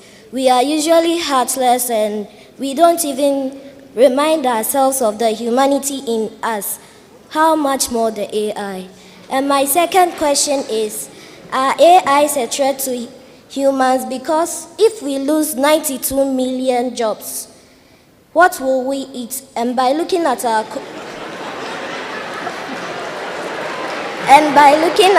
economy, most people, especially our youths, are already jobless. So where will we get incomes to earn?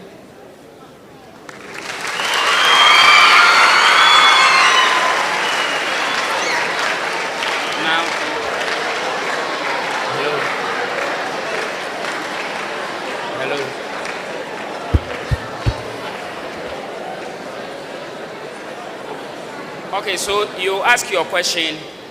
We'll have the two of you also asking your question, and then we end it. It now looks like a takeover from the primary school because they have their. So go ahead. Okay, so my name is Ivan Kofi, and my question is that will AI take over the world? And if so, then how will we remove it from existence? If so, what? If so, what? How will we remove it from existence? How will we control it? How would we control it? Yes. Okay, so too. Okay, thank you so much for this opportunity. Please, I want to find out, is AI reliable in a Ghanaian setting? The reason why I'm asking this is because most of the Africa history was written by the white.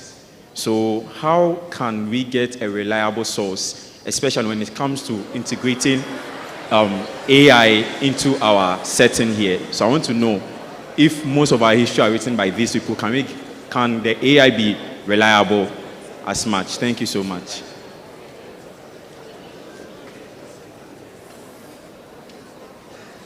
Thank you for the opportunity. I am Roland Toffeli Alandu, a teaching and research assistant at the Department of Computer Engineering. My question is geared towards using computer-aided, that's CAD, computer-aided diagnostics with machine learning and AI. My question is geared towards using computer-aided diagnosis. I said my question is geared towards using computer-aided diagnostics linked with AI and machine learning. We have different AI models that have been made to help assist in diagnosis and giving prognosis and all that. But we have seen that it's not being adopted into our systems with our medical practitioners, basically not trusting the systems. And we've seen that maybe it's because sometimes they don't understand how they arrive at the solution or how they give the diagnostics. And explainability I think it's a way of doing that, but is explainability the way to actually help? And how can we, as the people that build those AI models, integrate explainability to help better streamline the medical diagnostic system? Thank you.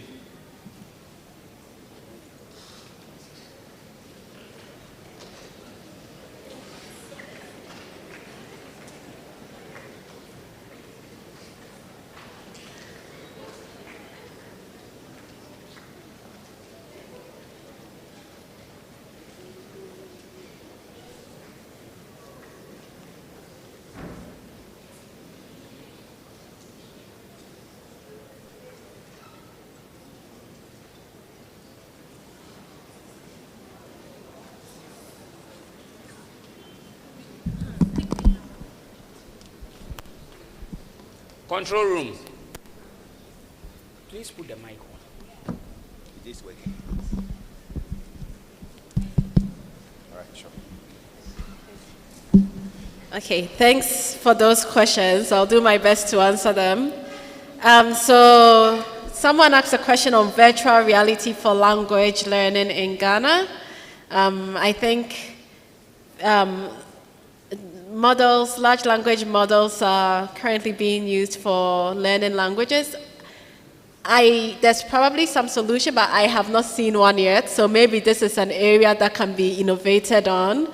So I encourage you to potentially look into starting something around this. It sounds like it could be potentially interesting. But it might also exist. You could check on a search engine as well and see what exists already. The next one is AI friendly or dangerous to the environment with it being everywhere? And I think in the talk, I had mentioned some of the environmental impacts. So there's different versions of artificial intelligence. And just now I'm talking more about the large language models. So smaller models have in the past not needed as much energy as the larger models currently do. So there's a lot of need for data centers. And again, those data centers need to be powered and cooled. So that can have some influence on the environment. So adopt energy-friendly ways of using models. And I know a lot of the companies are also looking at renewable energy-based data centers so that there's less of an impact on the environment. Someone asked, when AI causes harm, who is accountable? And this is a really big issue, especially in health. Someone had asked also about why it's not being adopted. So in health, if you're AI model makes the wrong decision and a patient dies, who should be accountable? Is it the doctor? Is it the model? Is it the developer? And I think it's a question that we are still trying to answer. My opinion is the AI model should be evaluated by health systems before they are used, and that the risks are known, sensitivity, specificities, different systems know what accuracy metrics they go by, and make sure you are comfortable using it. It seems like things are moving more towards where the users of the system, so if a hospital decides that it wants to use a system, the hospital becomes accountable. And I was, I think, conversing with Prof. Ponyo on this about how there might be insurance for doctors specifically against AI incorrections. So that's definitely something that should be addressed. How do we get companies to make AI safer instead of just faster? Great question. So there are some companies who are dedicated to making AI safe, but for the most part, it definitely feels like a race to the bottom. It doesn't mean that other companies should not pursue looking into. There's a lot of startups coming up that are looking to evaluate companies and evaluate their models as they come up on their own metrics, and then putting those out there. So people external to the companies can make the companies accountable as well by showing them what they are failing in. If a model, at least in the US, there's ways that people could potentially sue companies that have put out faulty models as well. So I think hopefully the market and the users force companies to make it safer, and we are not just relying on the internal company structures to do so. I do know, at least in my company, we do try to look at safety as well. It's a big area, and in a company like Anthropic, so those are the ones I can speak for.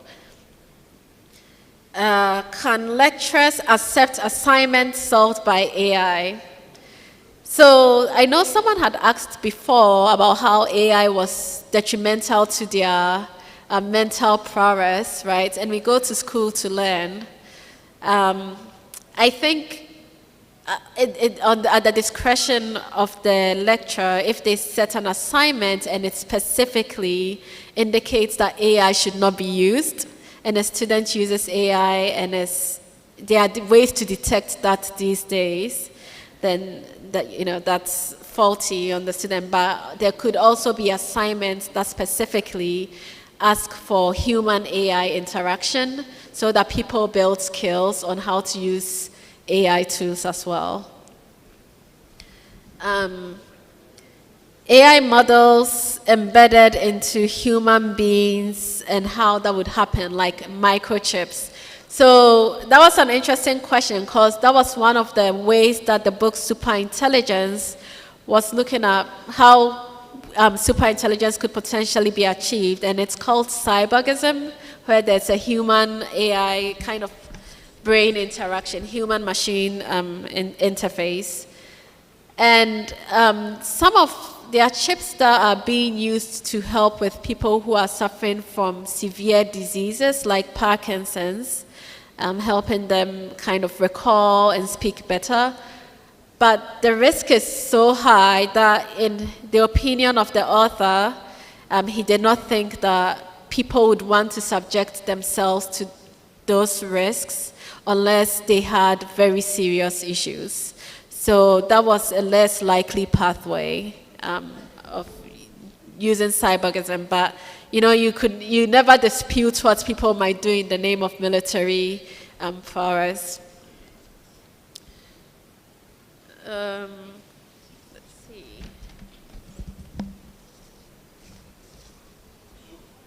So there was a question on what type of human conscience and values would be used in AI. I think I had mentioned quite a bit of this in the presentation, that alignment is really trying to instill the values we want AI to have, but it's challenging because humans have different values, different cultures have different values, and that might be contextual. And also, we might not even want it to have human values because of the tendency for evil, and potentially it might use that for things like world domination. So instead, there's this way that's being used to help a model learn how to do the right things, given its context. But it's definitely an area of ongoing research, so if this is something you're interested in, you can definitely continue to look into that as you study. Jobs and job security. Someone asked, if we lose 92 million jobs, what will we eat? Especially where there's already joblessness.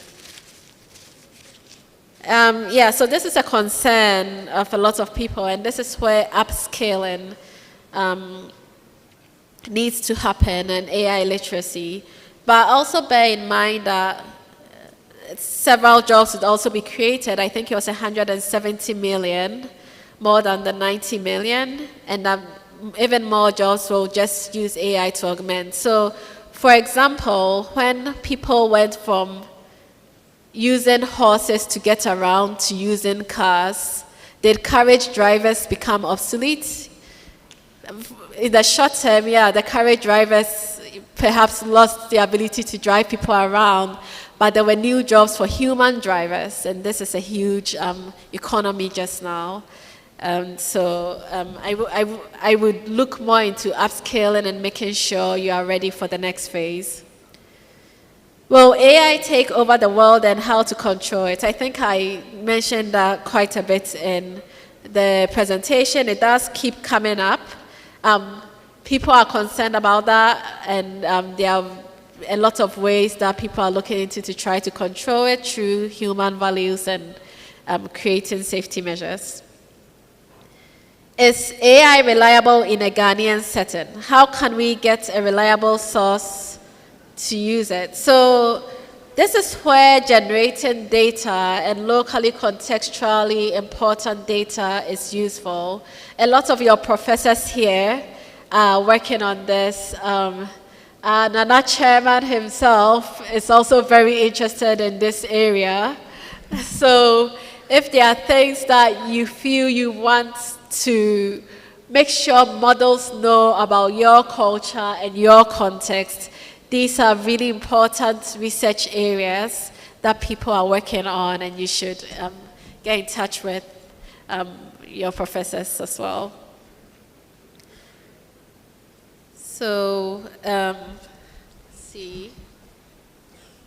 Someone asked a question on computer-aided diagnosis not being adopted into systems because of explainability. And into health, it's not just about explainability. AI moves very fast and health moves very slowly. Not just here, I think in most parts of the US as well, this is happening. And getting anything into health requires things like large-scale clinical studies to show safety and efficacy. So it's not enough for your models to be explainable. You actually have to show that they are safe for the patients and that they work to convince health providers to use them. And the explainability does help, but you can't always explain what the models do. And then there were a series of questions on whether we are on the right path. AI not being able to recognize black faces. I provided the example from Joy Bromlamini, who was a Ghanaian student at MIT, and a lot of her research focused on this. And a lot of models, and data, this is where data is important, because models are trained on what is online. And if your data is not online or it's not open source to be trained with at least the large companies and companies that are making profits, then it tends to get excluded and not represented. So unfortunately, it also means, or fortunately, we need to move more into a digital economy so that there's more data that can be used by researchers who are local to improve and develop models that work for us, and by researchers that are global as well. Answering physics questions wrong. Yes, AI models are not yet at human intelligence, please. The current models have not achieved AGI, otherwise it would not be hypothetical. So they do a lot of things wrong. They hallucinate, and they are not trained on all types of questions. So I get frustrated quite a bit as well using models, and sometimes you have to prompt it multiple times, and even then it doesn't get it right. So obviously we are definitely not yet at AIs having human level intelligence. They can do a lot though. And then you also asked about a student who brought in an AI thesis, and 91% of it was AI. And this is where, it's important to set clear boundaries that whether you want the thesis to be co-authored by AI or not. So a lot of journals, academic journals, are specifically asking to not submit papers co-authored with AI models. There are other journals that want the lead author to be an AI model or an LLM. So different schools of thoughts are rising. When it comes to a thesis, obviously it needs to be your own work. It can be AI assisted, depending on what kind of work it is. But you also want to show that you, as the PhD candidate, did your thesis. So I hope that answers all the questions. And thank you very much for engaging.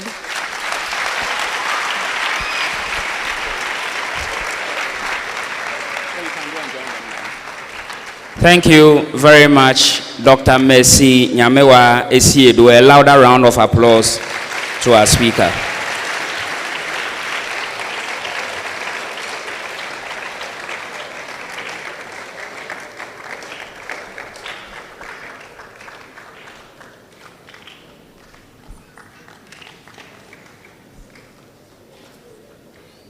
So now I invite our council chairman to present his closing remarks. Please welcome Echamfo Asafo-Boakye Agyemang-Bonsu.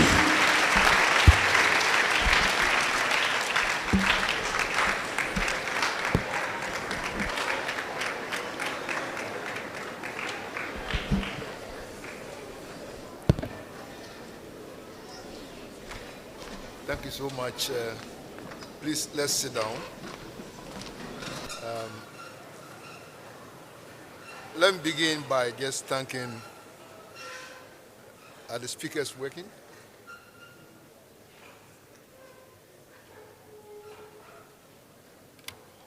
Okay.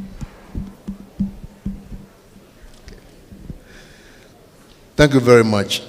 I'll begin by thanking Mercy for that stimulating lectures.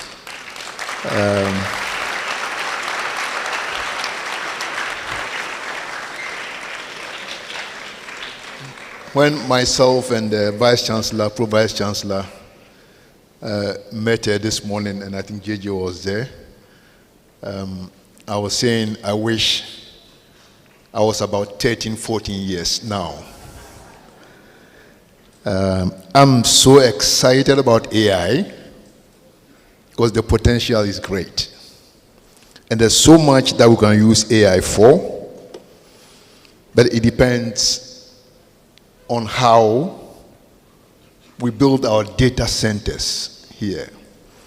There were some questions that were raised, and I think I would help Mercy to respond to some of them because I think they are very important.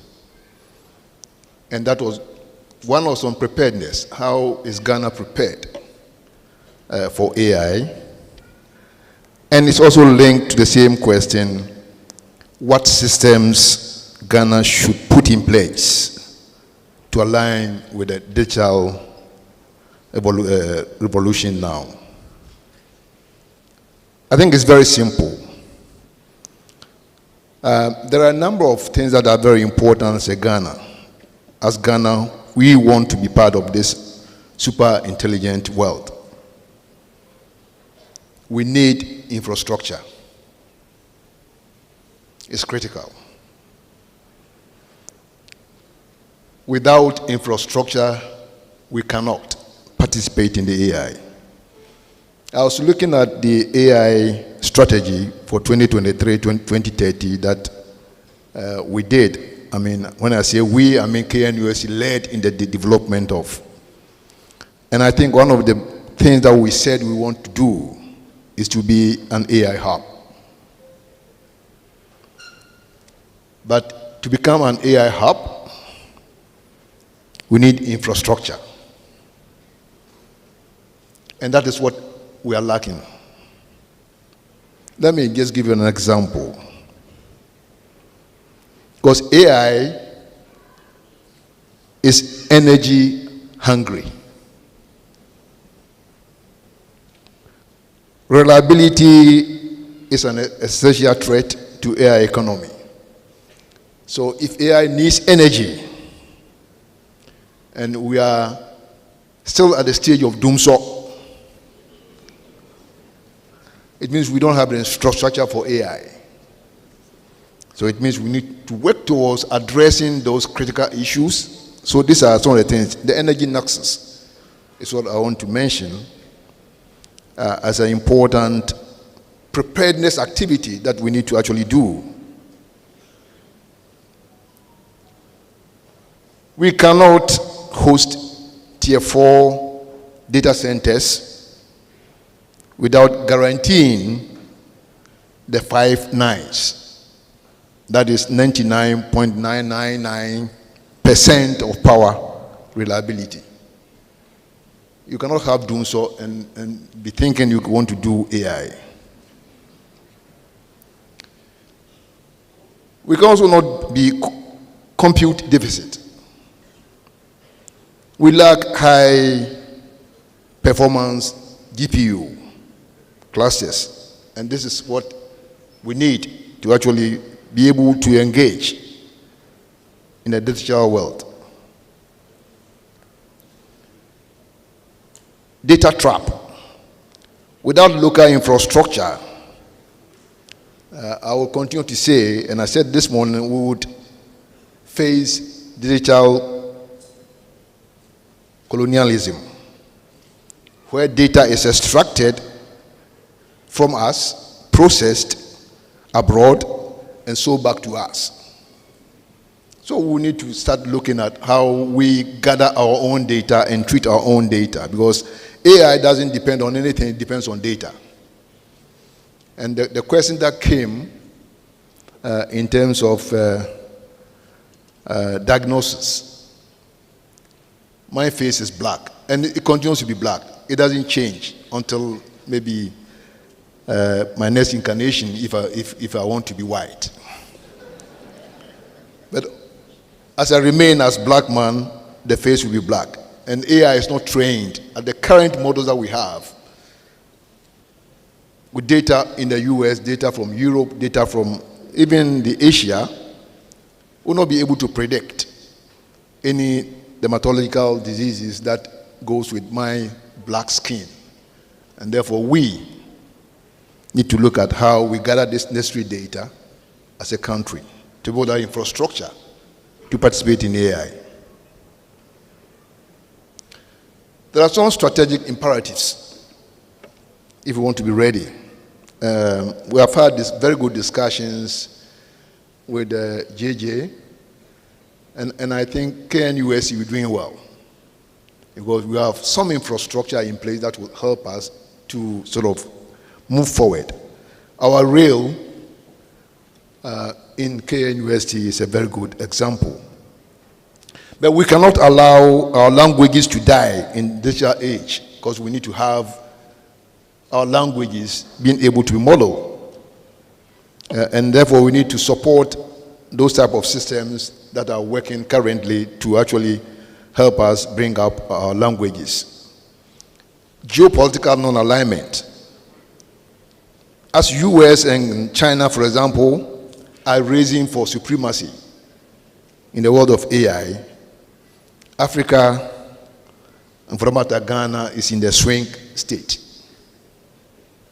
We must leverage ACTA digital trade protocol to negotiate a block, uniting our data markets to demand technology transfer, not just aid.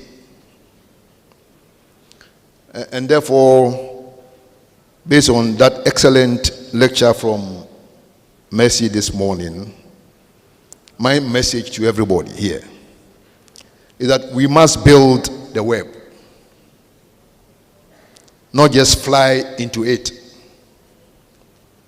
And therefore, I recommend that even from this discussion that we've had this morning, afternoon we'll continue, Saturday we'll have the last one, we can still already start advocating for a sovereign compute task force to solve the energy data center puzzle and to launch a national corpus project to digitalize our oral history and languages for AI training.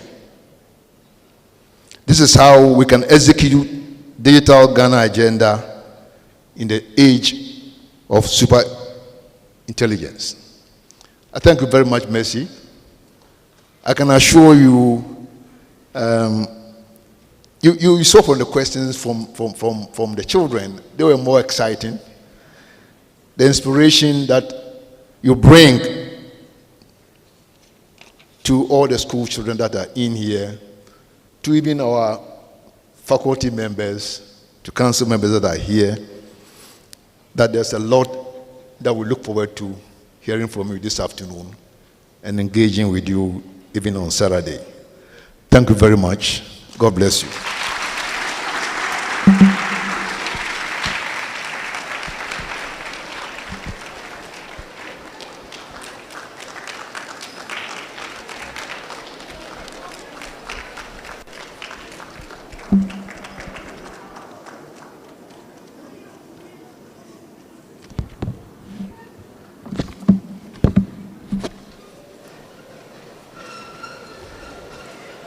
So, ladies and gentlemen, we're just about drawing the curtains on the first lecture. We'll be back at 4 for the second lecture. But I would like to introduce some dignitaries who graced this occasion. And the first is the husband of our speaker, Mr. Jonathan Nathan Kolob.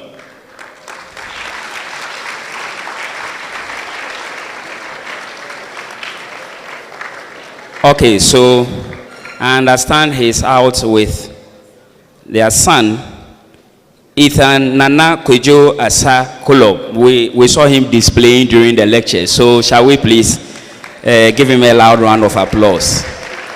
Thank you very much, Council Chair, for coming. Thank you, Vice Chancellor. Many thanks, Pro Vice Chancellor, Registrar, Finance Officer, Provosts, Directors, Deans, Heads of Department, staff and students of KNUST, staff and students of Amstead who joined us, and of course, students from the speaker's alma mater, KNUST Basic School.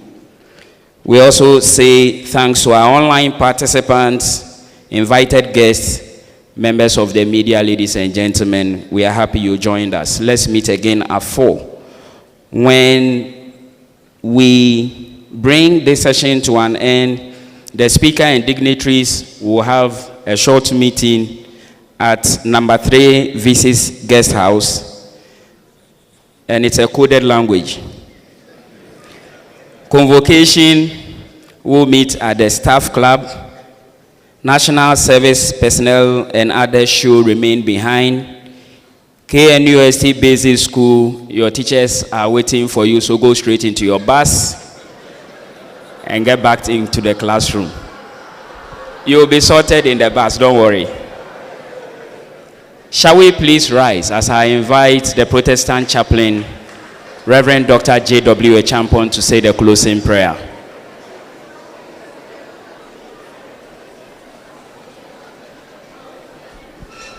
Please let us pray. Our Lord and our God, we are so grateful to you for the gift of life and for today, and even for the refreshing lecture that we have been treated to. We thank you for the wisdom, the intelligence, and the knowledge, and the strength you provided our lecturer. And we thank you for the understanding and the insight that we have gained.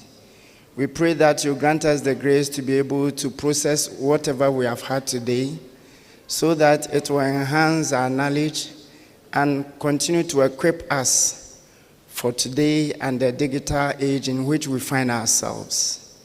As we are about this person from here, we commend ourselves to you, asking for your protection and your strengthening, so that we'll be able to gather once again in the afternoon to continue. We thank you for hearing our prayers. In Jesus' name, amen. Please remain standing for the recession of the Council Chair, Vice Chancellor, and our Speaker.